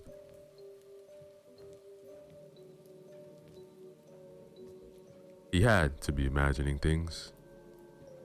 Of course, he attempted to dissuade himself. Maybe he was dreaming still. A rational answer would come to him. He knew it, but nothing came. The only thing he could convince himself of was there was a duplicate of himself haunting his own kitchen. The yard lit up, not with light from the back porch, but with a resonating chatter that could only be called al-as-if, which H.P. Lovecraft defined in his writing as that nocturnal sound made by insects supposed to be the howling of demons. The definition was birthed from the ruins of Babylon out of the empty space of amorphous crimson desert. Alistair had read all of Lovecraft's materials. Lovecraft was locked into secrets of grace older than mankind. The sounds Alistair was tortured with were far beyond the sound of common insects and bugs that crawl and fly at night. He pondered, what if Lovecraft had a phrase, al-as-if, defined incorrectly? What if he meant something altogether totally different? Possibly he was misunderstood, and it meant al-tajif, the blasphemy, and al-zanif, the bleeding. Alistair was unsure why these thoughts were penetrating his mind and obscuring his thoughts, along with breaking his concentration. He had to focus. What does any of this mean? What does it have to do with me? He forced himself to premise his thoughts, and once he had control of them and built up the boldness, he concluded that the kitchen and the unwanted occupant warranted another glance. With waning audacity, he took a glint inside the kitchen. Seeing no one, he slowly raised and surveyed everything in view. He held his lookout position for at least 60 seconds until he was confident the coast was clear. This is when he let out a sigh of relief, and his anxiety began to settle back to his comfort zone. With his equilibrium restored, it was time he took his chances. With his mind free from exile, he walked in through the back door into the kitchen and took notice of a manuscript on the table. It did not appear overly thick, but there were several pages. He tightened his grip once again on the handle of the bat near the knob end. With his free hand still eyeing the doorway from the kitchen into his hallway, he dragged the manuscript closer to him. He had to sit down. His adrenaline had depleted. The manuscript was possibly animal skin and had a note attached to it. I am you, and you are me. There is only one way to be free. Read this work on your show. We must let the whole world know. Time is short, but there is still a chance to avoid the war of circumstance. Evil is rising. It is already here. Perfect love casts out all fear. No time to think or meditate. Do this now before it's too late. How unoriginal. A 2-year-old could have written that. Lame, lame, dull. The manuscript was face down, so he turned it over. The title emasculated him for a brief moment. The title was burned into the cover. Monsters are real. Abandon all hope. The truth. Written by Alistair Mortimer Kainswright? Didn't write this. That was the moment the nightmare began. He heard light feet running, scampering from the far end of his hallway, coming towards the kitchen, growing louder as they approached. Alistair's vigor weakened even more. A dull throb forced pressure upon his temples, making him lightheaded, almost as if a smothering hand was suffocating him. His nose was smashed, and his lips could not utter a scream. His desperate cries were muted by a moist, enormous, invisible hand, and he was pulled to the tile floor. With his strength exhausted and dried up, as if all resilience had been sucked away by a siphon, Alistair was unable to defend himself or resist. Eventually, this horrifying episode subsided. Alistair had no answer to what he had been put through. His head hurt, his back ached. He was unsteady on his feet for a few minutes. He poured himself a glass of orange juice and sat contemplating the manuscript before him. Where had the footsteps gone? Nothing appeared. Nothing at all. Alistair then thought, monsters are real, abandon all hope. Simpletons, pure and simple, feigning stupidity. With a strong aversion and detestation, he was tempted to toss the manuscript into a fire pit. Although he loathed it, he cannot say conclusively whether the events of the night were real or imagined. In fact, the manuscript did have his name as the author. Curiosity alone compelled him to read it. The manuscript was redolent of an unhallowed age, as dusty as the antediluvian period. As vividly abhorrent as this night had been, he thought himself pretty lucky to be caught up in the unexplained. After all, his podcast promoted this subject matter. He never believed, while working in his studio domicile, that one day something of this magnitude would manifest itself. He was being revealed the actuality of what he was creating from his mind. But he could not shake the sight of his own double. It was entirely too unexplainably freakish.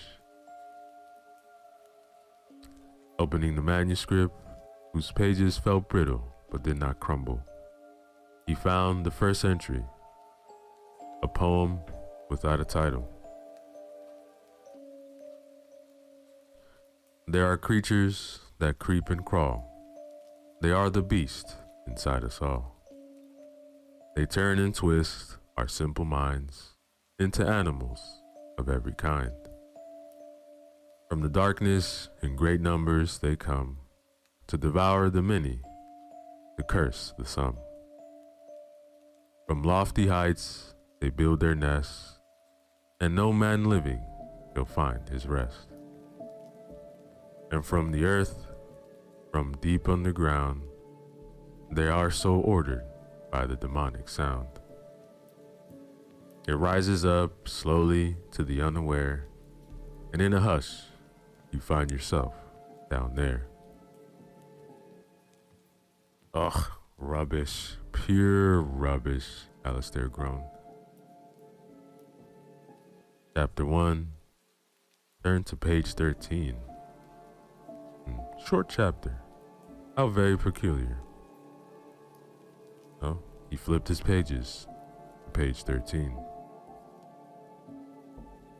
Embedded within the page, within its own secure indentation, was a ring of some sort.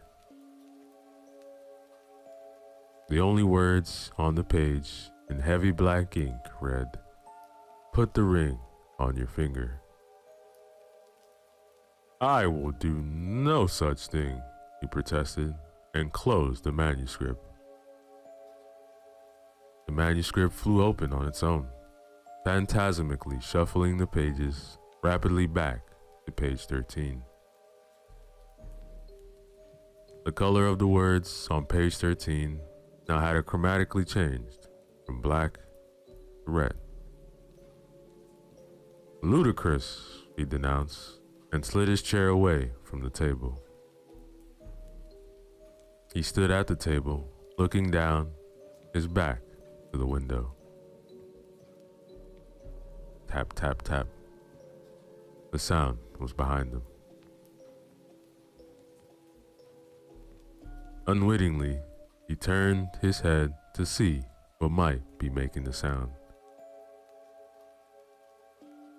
To his transfixed horror and surprise, he saw himself in the window, looking in. A cold sweat ate at his chest and clawed his forehead. How could this be?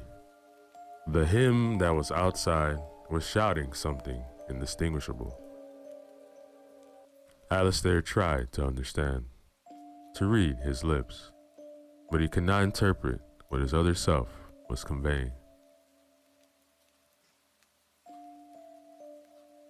Although reeling in tacit horror, he knew there was only one way to get answers.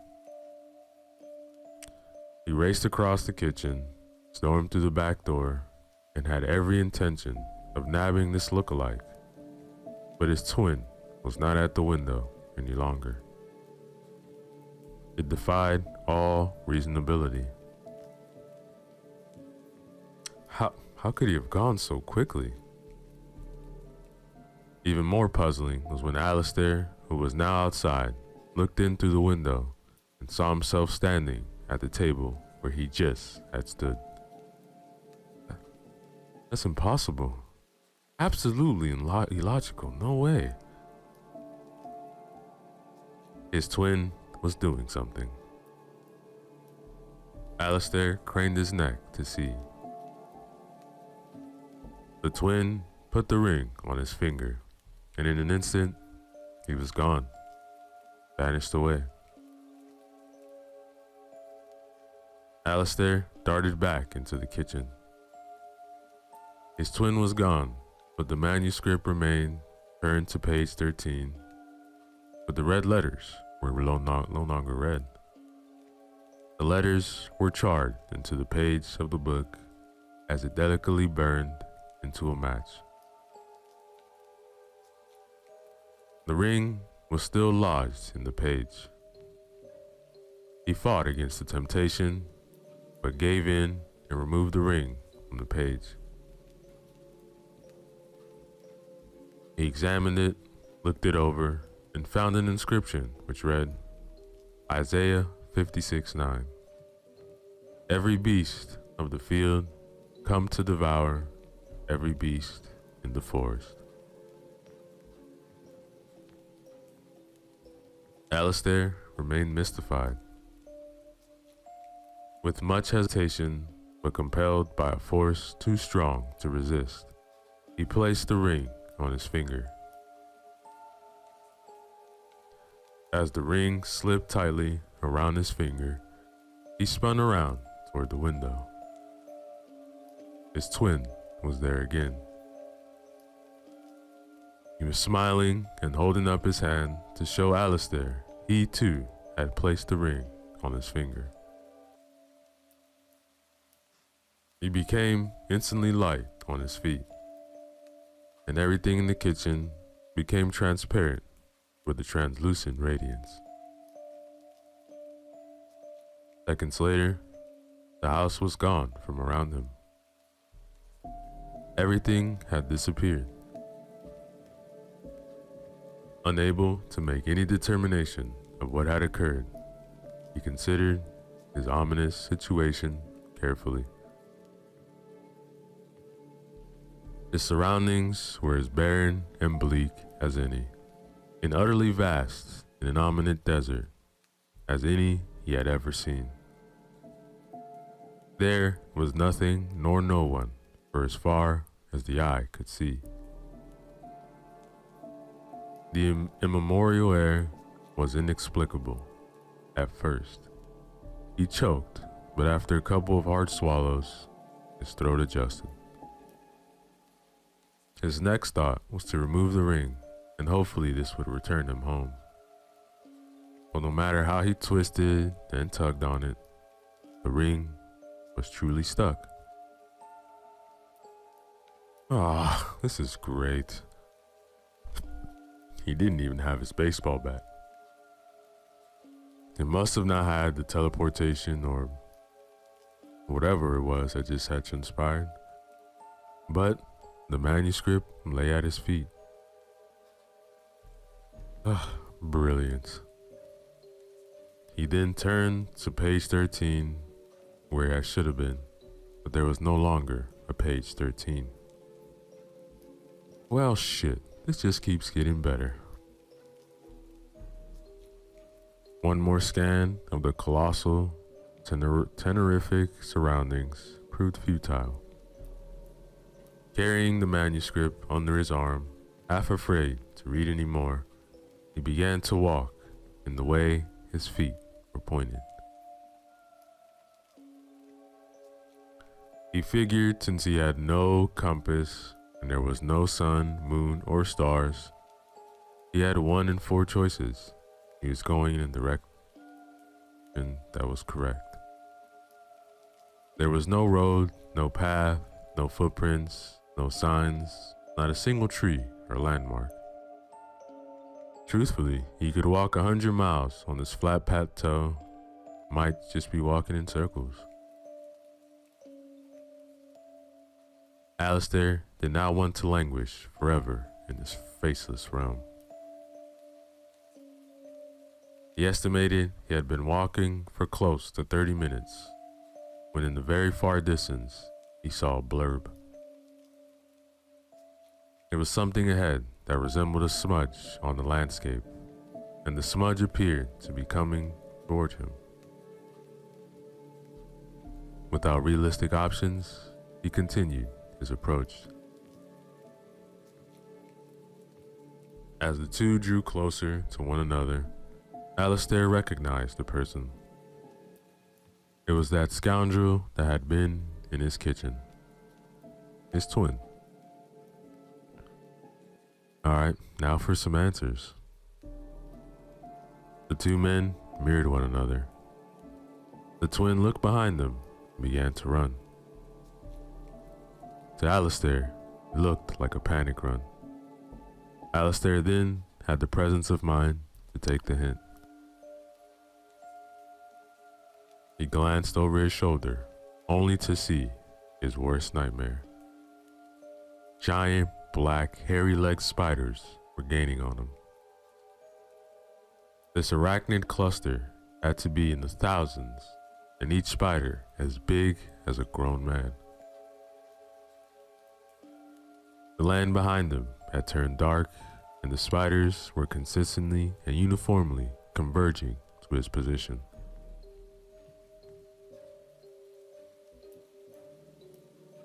Alistair ran like he had never ran before.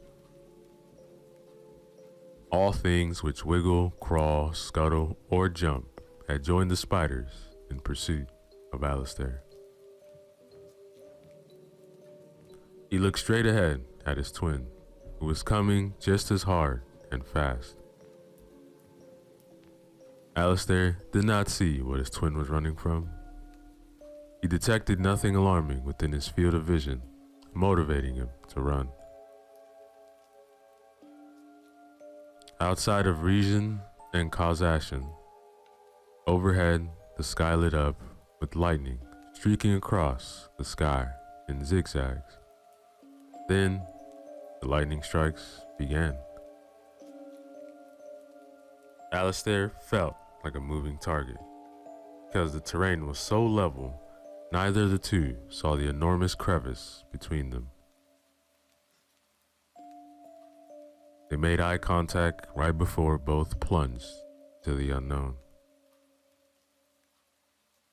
When Alistair hit the water below, he flailed wildly, not expecting the cold explosion his body felt as it submerged. Miraculously, he bobbed back to the surface and splashed exhaustedly to the shore. But the shore was no place to be.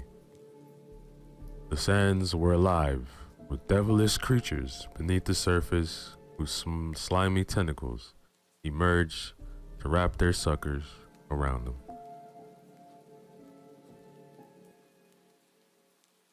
Alistair fought for his life, popping the suction cups loose and staggering into the dense, sweltering vegetation of an unexplored jungle.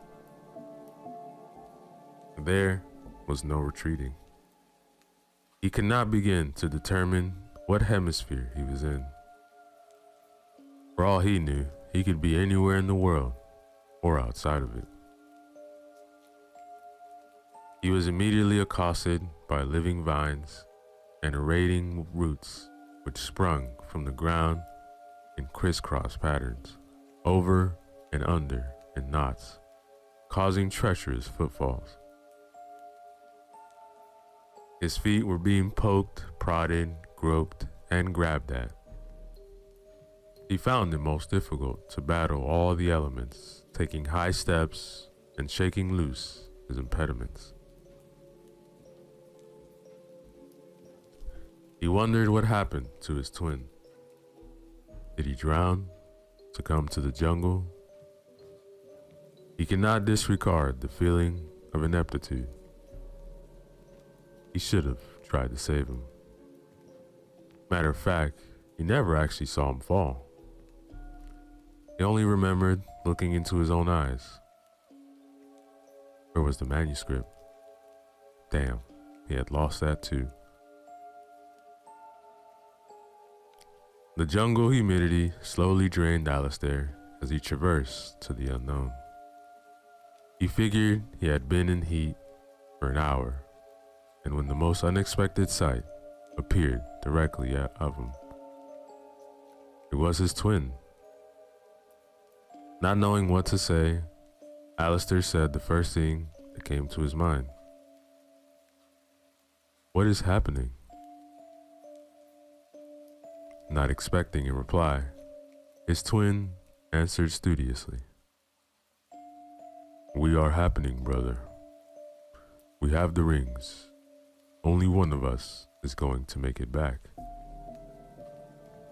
Well, why is that? What is even this all about? There is only one of us. There can't be two. We both have the ring, so we are both candidates to go back. But there is only room for one. His twin was very matter-of-fact about the whole thing. Wait, who determines who goes back? We do. And I am torn between guilt and malignity. This makes no sense. You are not real. I am Alistair Caneswright. Look, I don't know what sort of game this is, but I will be going back. And I am you, reminded the twin, casting a formidable expression. Yeah, I don't think so. You're not human. You were created somewhere in space, behind time, in unbound outer regions. I am here because you hesitated putting on that ring. If you had only put on the ring, I would have not been needed. Needed for what? One of us must read the manuscript over the air. It is the only way to warn the world of what is coming, the impending storm. The world must prepare itself. There is a storm of barbarism and viciousness coming to the earth. The podcast will reach those who can make a difference. This ring is our forged protection, but only one of us can wear it. Alistair wasn't comprehending the full scope of what his twin was saying, but he was certain if only one was leaving, it was going to be him. So you say a storm is coming? Is it termination? A slaughter? Alistair didn't want to believe the worst, but nothing in these last few hours was believable. The annihilation is going to be on an apocalyptic scale. I would not have been needed if you had not hesitated to put on the ring.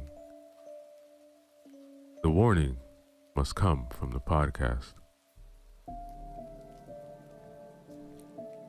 So what if I agree back to go back and read the manuscript? Where does that leave you, since you're only a shadow of who I am? A shadow?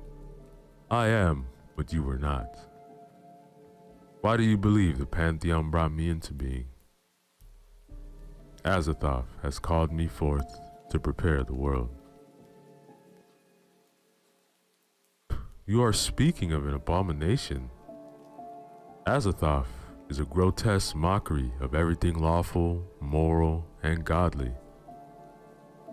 You are talking about a world gone mad.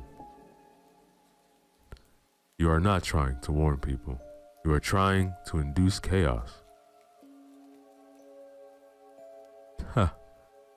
You are not as stupid as we penned you. Penned me? Yes. We wrote that part you are playing. You can't kill an elder god. They live beyond the concepts of time. You attack an elder god in one place, he already exists in the eons, so he lives on. They are beyond us. Look, you're not real. I have done my homework. I can simply remove you from the plane of my own awareness. And once done, you and these false gods go bye-bye.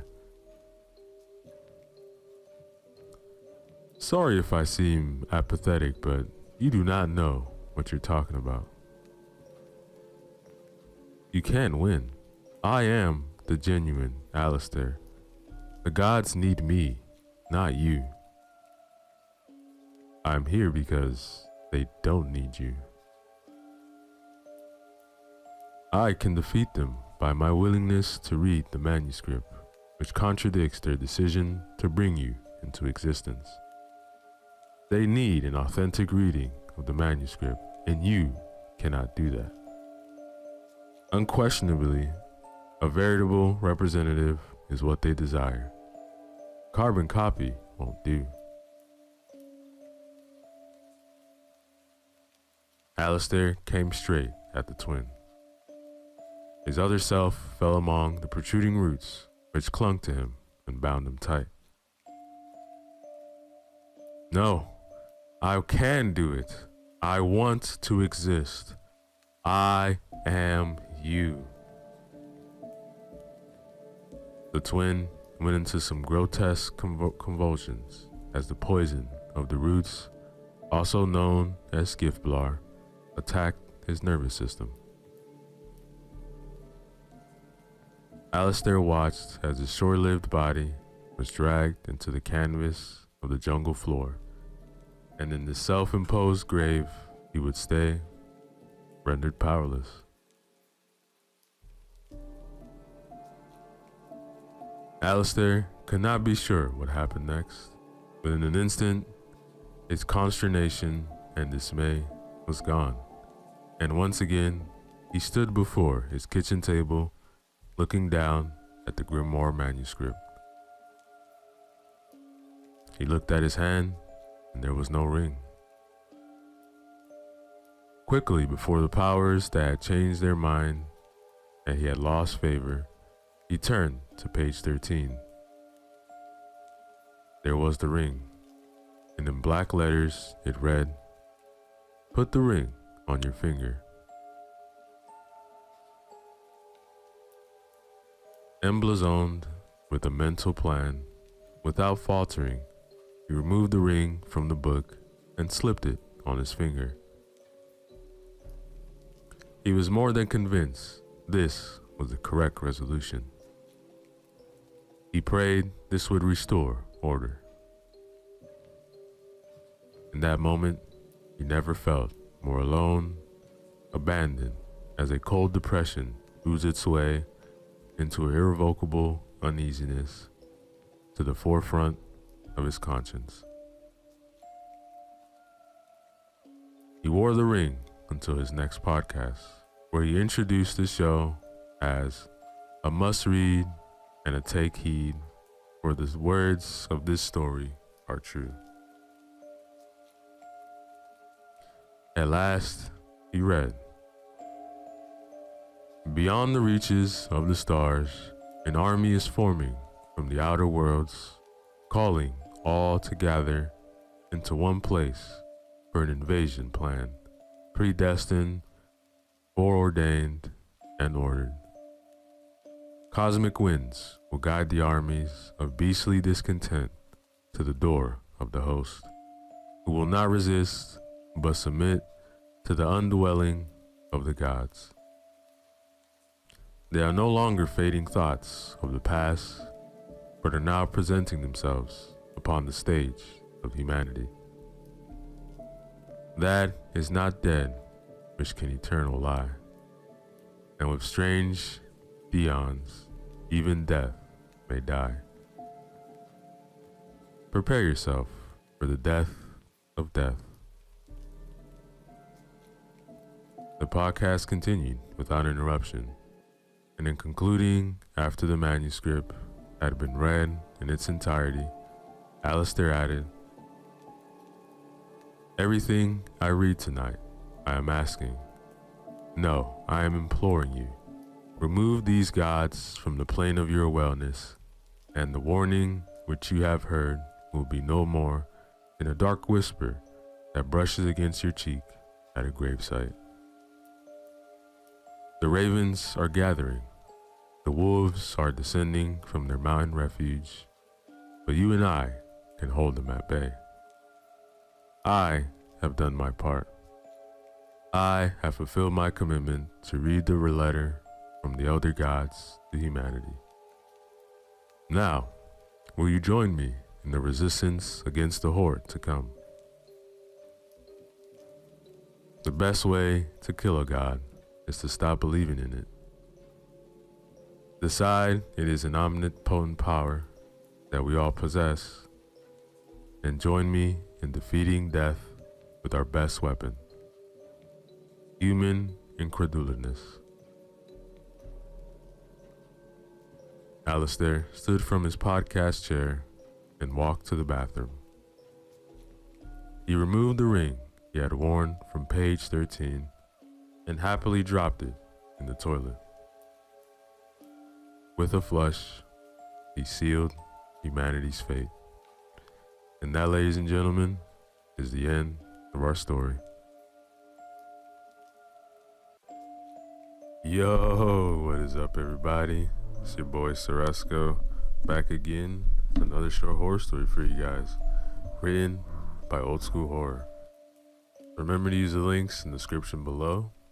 Show love to them, like, comment, and subscribe.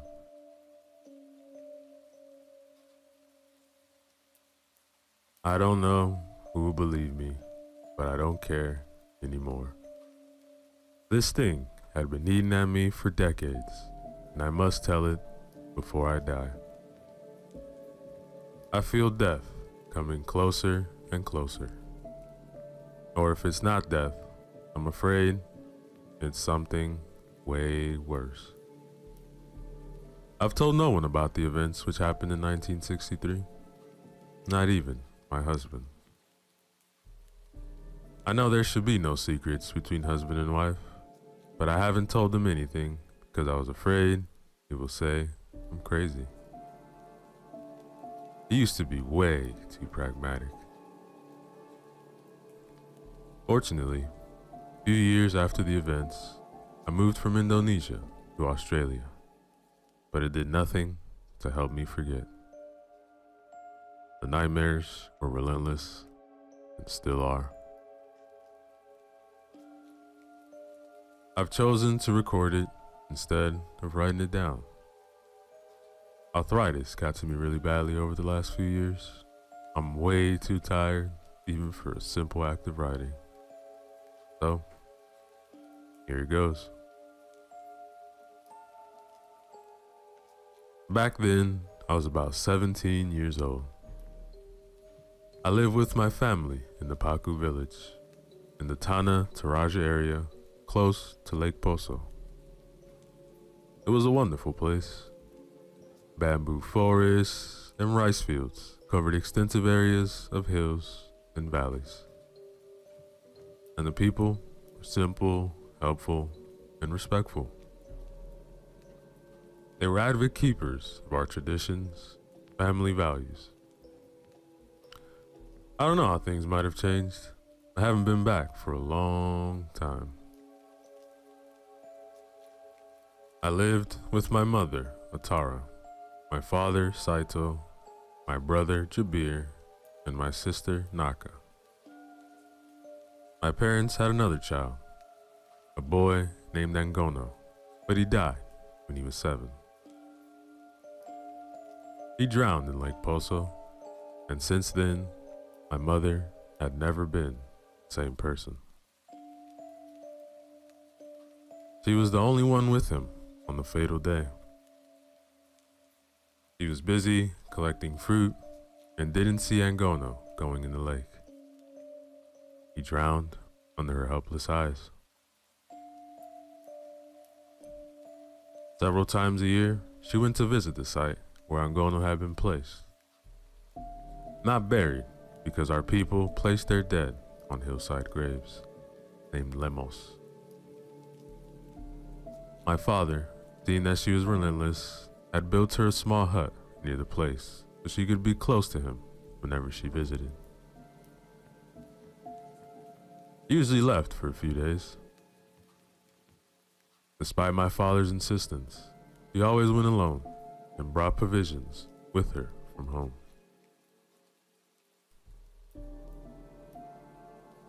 One day, in March 1963, he left, but did not return after the usual period of about 3 days. The first night after her departure, the weather began worsening. That night, heavy rain fell and thunder cracked the sky relentlessly. We were all worried. My father wanted to give her the privacy she needed to cope with her grief and be together with her son. She had been away several times when the weather had been bad. This time, however, it was weird as it changed way too suddenly. It was almost the end of the raining season, so we did not expect too much bad weather. My father fought the urge to go to her. On the 6th day, however, he could not wait any longer. He woke up in the morning, headed straight to the hillside. I remember his face. It was grave and worried. We all wanted to join him, as our traditions dictate to be close to each other. But he refused. When he returned, I was the first one to spot him through the window of the Tokonan. which is the traditional house of our people. I ran out to meet him. What happened? Where is mother? Jemima, my dear, he said and hugged me tight, then sobbed. Father, what's wrong? Why won't you tell me? Of course, I knew what happened. There was only one answer, but I foolishly hoped he might say something else. My dear, your mother is dead. He uttered the only words I didn't want to hear. And then I cried. My siblings saw us outside, came to us, and then they cried too. Soon, the entire village knew. My father spoke to the village head, Kuwat. The elders gathered in a hurry, and they marched to the hut where my mother lay dead. She had likely died on the first night after she went there. Nobody knew what had happened. My father told me everything, but later, when he was already insane after following events. My father and the elders found the body laying on its back on the hut's floor. It was in terrible condition, not just because of the decay, but because of rats and other critters. They also found several items in the hut which showed that my mother tried to do some forbidden ritual, which was deemed to be witchcraft. In the village, people considered her a healer because she had helped whomever she could. Of course, we had our shaman, and who had lived many years and many seasons, but my mother was also among those capable of healing. But in secret, they had been trying to do much more than heal. The items in the hut suggested they had tried to reach out to Angono. I know how this sounds, but for my people, these beliefs were important. They believed in the afterlife, or Puya, as it's called in our language. We believe that if a funeral ceremony is conducted under our customs, then the soul will pass into the afterlife and be at peace. But if not, it will become a bombo, or wandering spirit. Among the things they had found, there was also a mirror which had belonged to my mother. I recognized it right away because back then there were only a few people who had such an item. Also, I used it many times, so I was familiar with it. Mirrors were considered windows into the afterlife by some shamans, especially those who tried to talk to the ones on the other side. Many of our people had even refused to use mirrors since they thought it would be witch's tool.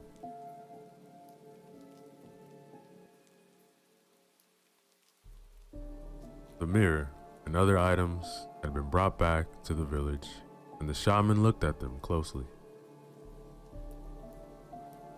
When he saw the mirror, his face became pale. I was there to witness it. My other siblings were too young, so my father forbade them to witness serious matters such as this. What's wrong, Slamet? Father asked. It is what I feared. Tara performed a papugian to talk to her dead son. Look here. Papugian was forbidden witchcraft in our language. He pointed to the mirror. My father's face dropped. I felt goosebumps all over my body when I saw it. A face was visible on the glass, like a faint breath on a window. A pale and childlike figure was staring back at us with empty eyes. The shaman tried to wipe it away, but it didn't work.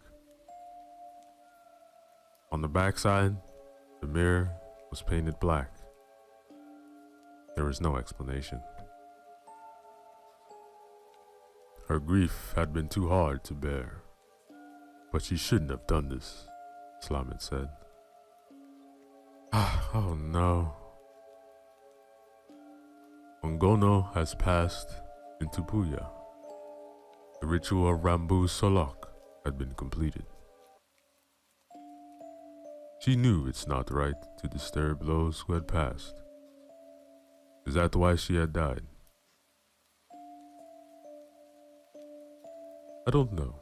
I think she died of fright, but we will never know. Maybe the ritual had upset the spirits of the ancestors, and they had struck her dead.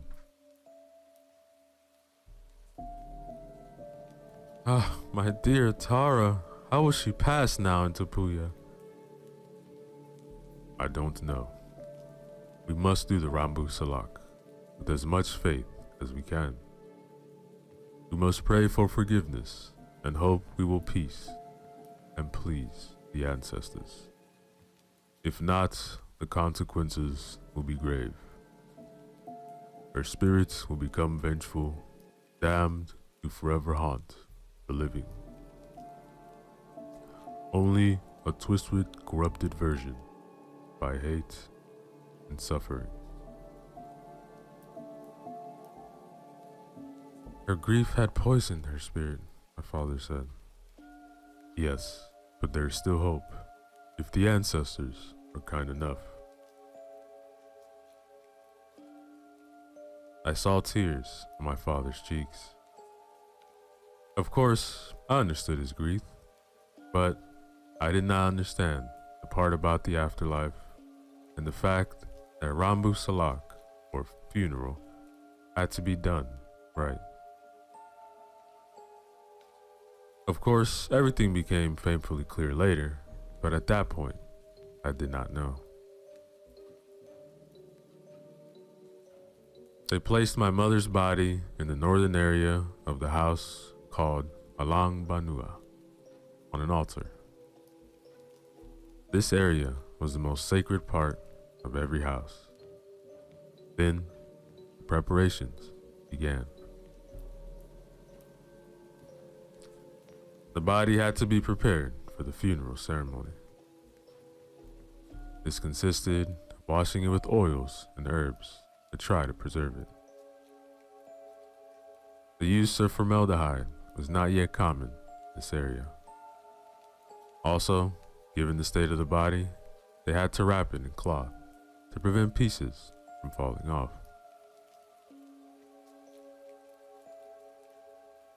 I still remember how the house smelled.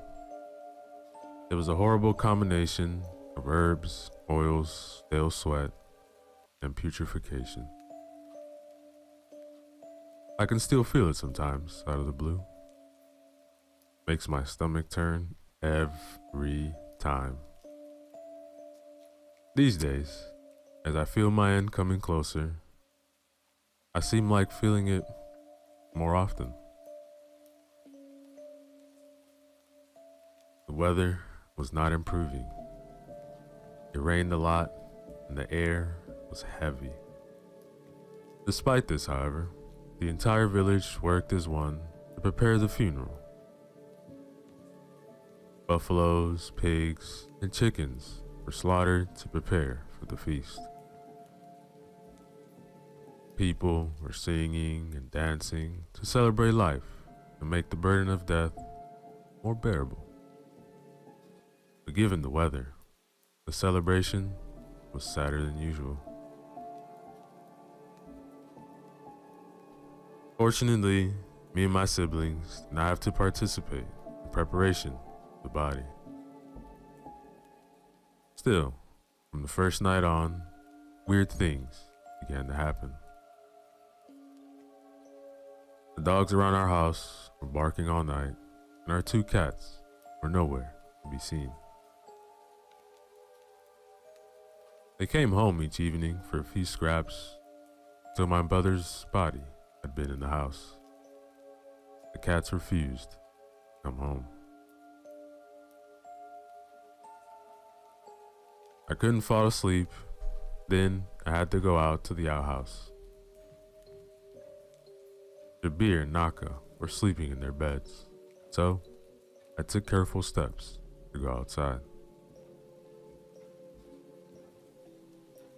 People were still chanting in the northern room. The air was chilly, and I shuddered, but went to the outhouse to do my business. When I came back, however, my skin erupted in goosebumps, despite not seeing nor hearing anything out of the ordinary, except the dogs. I was at the foot of the wooden stairs which were leading into the house. Under the house, there was a storage area which we call a loan. I looked between the rungs of the stair under the house. Some kind of instinct told me there was danger lurking down there.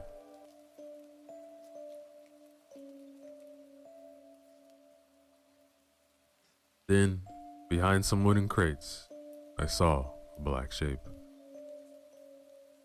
It was pretty dark under the house, but given that there was light coming from the other nearby houses, it was not completely dark. I froze for a few seconds as I tried to figure out what it was when it slid behind the crates with one smooth move and without sound. My feet instantly jerked and pushed me up to the house, while I imagined some icy hands grabbing my ankle and dragging me down into darkness. I ran to my bed and lay there motionless, watching the doorway. Nothing came in all night, but of course, I didn't sleep a minute. I thought about telling my father about the black shape. I didn't want to upset him more, so I chose not to. By the next night, they finished the coffin. Several men had been working on it to make it as ornate as possible, but also to finish quickly. My father could not bear the sight of my mother's body in the shape it was in. He also considered himself guilty, so each look he gave my mother's body bore a small piece out of him. In the meantime, people were busy preparing the bamboo scaffolding which was used to carry the coffin to the burial site. Slamet, the shaman, was there to make sure everything was exactly as the Torosian traditions dictated.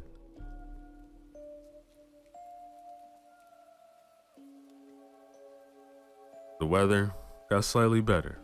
The ground was full of pools filled with rainwater.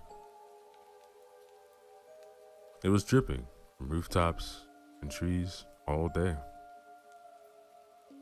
The sun refused to come out, so the sky remained overcast.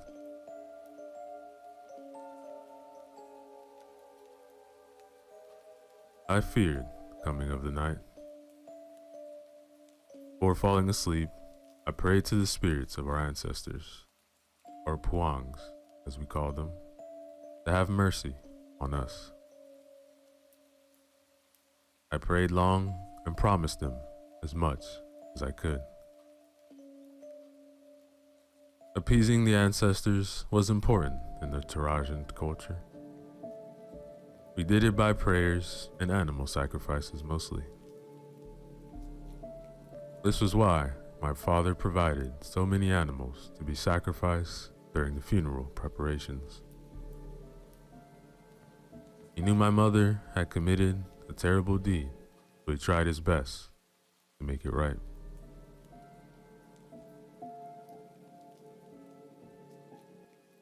Me and my siblings went to sleep. Quite some time had passed before I finally began drifting into the land of dreams. Instead of a dream, I had a nightmare. In it, I wandered into the Alang Banua, where my mother's coffin had been placed. Somehow, the house was empty and there was complete darkness outside. I crept closer to the coffin, but then I heard knocking from inside it. This was when I jerked awake, but the knocking did not stop. It came from under my bed, from the floor. I immediately thought back to the shape under the house and felt cold shivers all over. Curled up in my bed and began praying to my ancestors to have mercy on me. Soon, the knocking stopped and I wearily drifted asleep.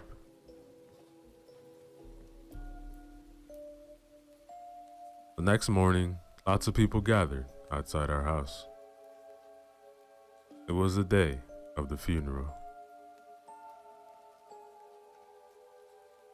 The whole village was there, and they brought the bamboo scaffolding, which was used to transport the coffin to its final resting place. Clouds began gathering overhead, and I smelled rain in the air.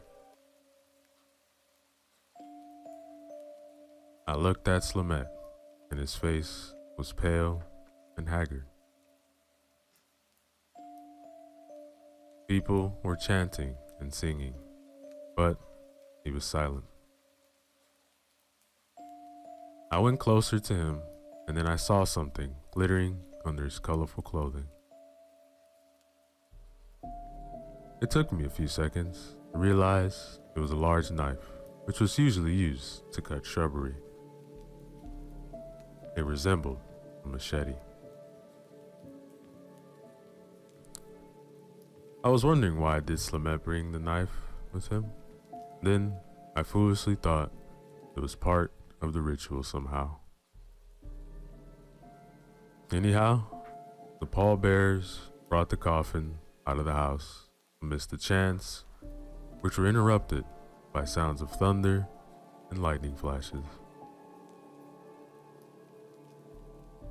Honestly, everything about that day seemed wrong. But what came after was the most horrible event I have ever witnessed. When the pallbearers were carrying the coffin up the bamboo ladder to reach the top of the scaffolding, rain began falling in small drops.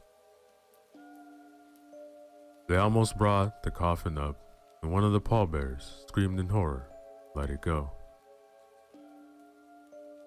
The heavy wooden box fell on a bystander, crushing him beneath.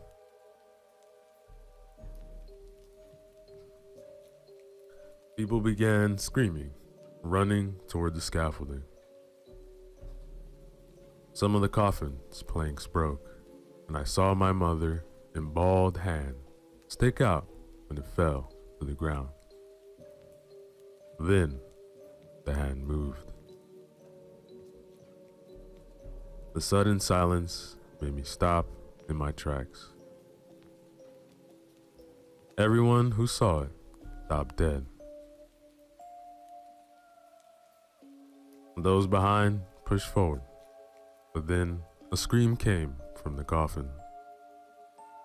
It was so horrible. My legs buckled and I almost fainted. Then I saw the planks move, and my mother, who had been dead for several days, scrambled out of the rubble. Her endless screams made most people bolt for their lives.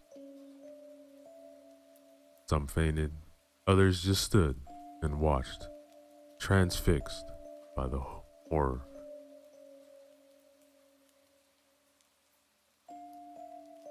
The screams were coarse, full of anguish and pain. When I saw her eyeless and lipless face, I screamed too, as loud as my throat and lungs let me. This was when she noticed me in the crowd. I don't understand how this was possible, or any of it was possible. She just noticed me and stopped screaming for a few seconds, then started toward me. I saw Slimette draw the large knife and ran to her. This was when I understood the role of the knife. Slimette knew what was going to happen, and he armed himself. Since my mother had tried to summon a dead person who had already passed into the afterlife, he was being punished by the ancestors. He was denied entry into Puya and was sent back to her decaying body to suffer.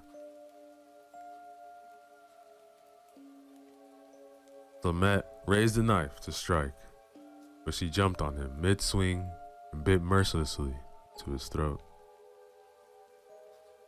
He screamed, but could not fight off the possessed corpse, and his blood gushed everywhere. 3 of the older members of our tribe died of a heart attack when they witnessed this. Many more fainted. I just screamed. My poor father was the only one who gathered his courage and ran to Samlet's aid, even though there was not much hope. He grabbed the knife, which was laying in the dust, and began hacking. I couldn't watch, so I turned away, but I still hear the screams. My mother's raspy, guttural shrieks combined my father's desperate, tear-filled wails in a terrible cacophony. Adding to that, the soft chops of the blade as it cut through the dead flesh, and the nauseating smell which engulfed the area made me throw up.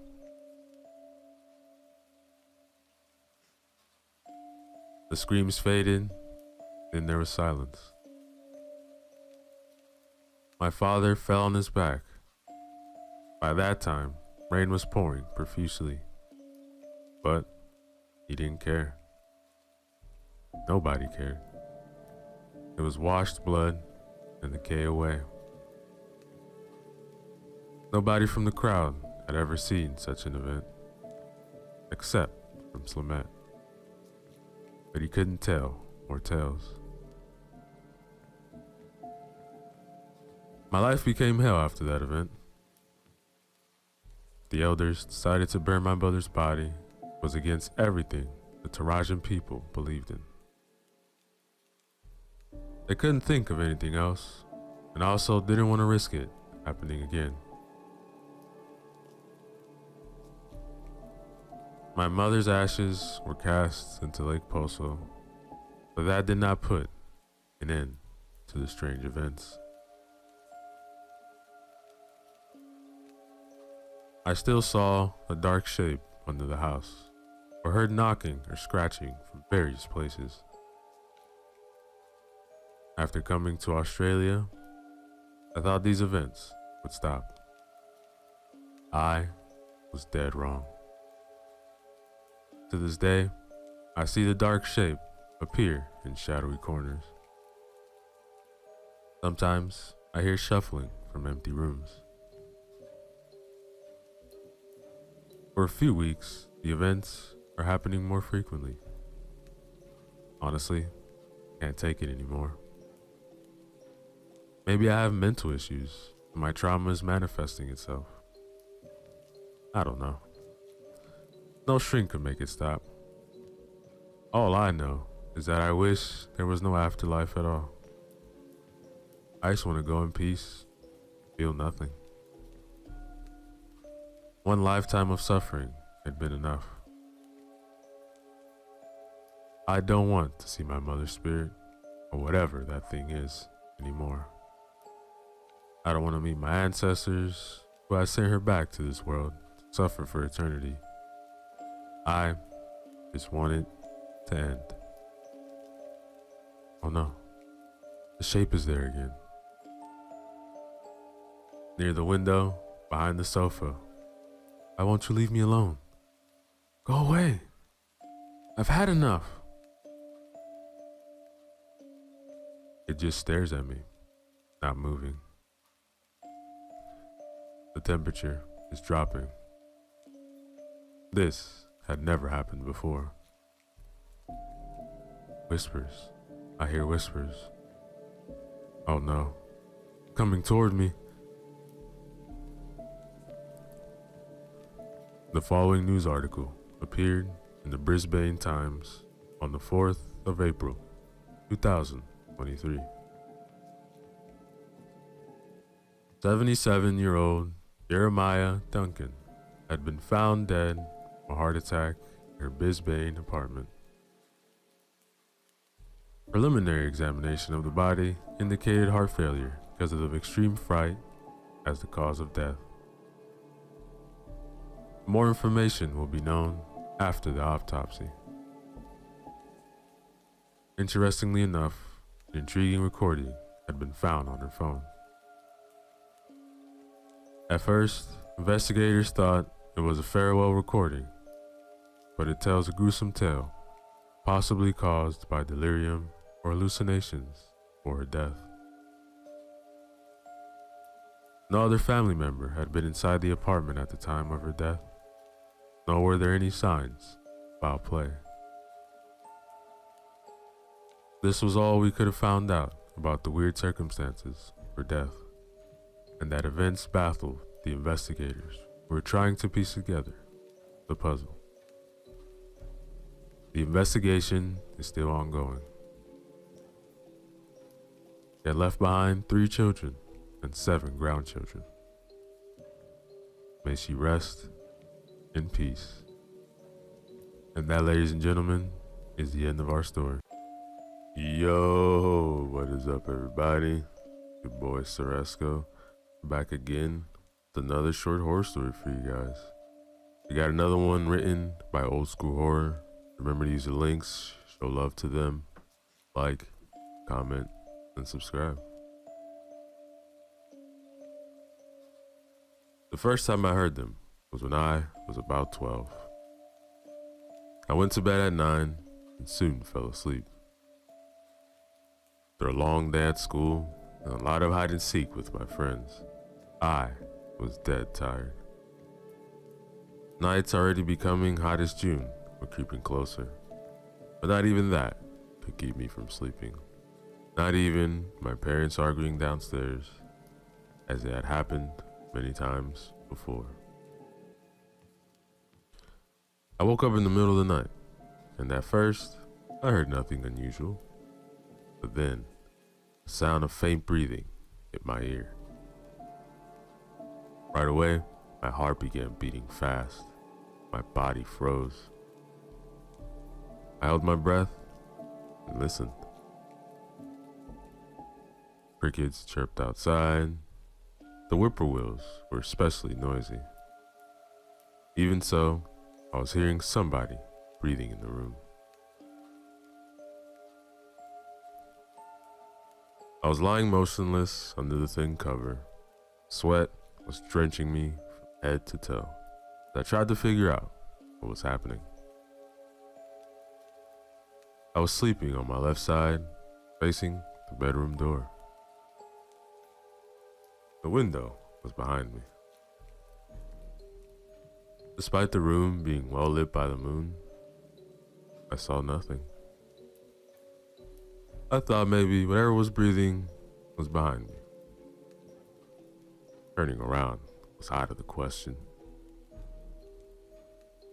I thought about screaming, but then I would have woke up my parents. My mother was not the problem, but my father could be really grumpy when he woke up. So I decided against risking a spanking or causing another fight between them. After a while, either the breathing stopped or I fell asleep somehow. When I opened my eyes in the morning, the night's experience came back to me. I froze again and listened. Nothing. I sighed and I slowly turned. The room was filled with bright sunlight. Then I realized it was Saturday and I was already feeling restless. Couldn't wait to have a quick breakfast and head out to play with my friends. When I went downstairs, I saw my mother sitting alone at the table. She had that obvious 100-mile stare, and I knew why. My dad had already gone out with his friends, but not to play. He had a well-established routine, and we all knew it. He would come home after midnight, staggering, blubbering, and reeking like a barrel of draft. I kissed my mother on the cheek, which painted a smile on her face, ate breakfast, and headed out. Playing with my neighbor's friends was one of the few activities which I loved. It also made me forget all the bad stuff which was happening at home. When the weather was bad, I occupied myself with either reading or watching the television. I didn't really like watching the TV in my room because it was so small.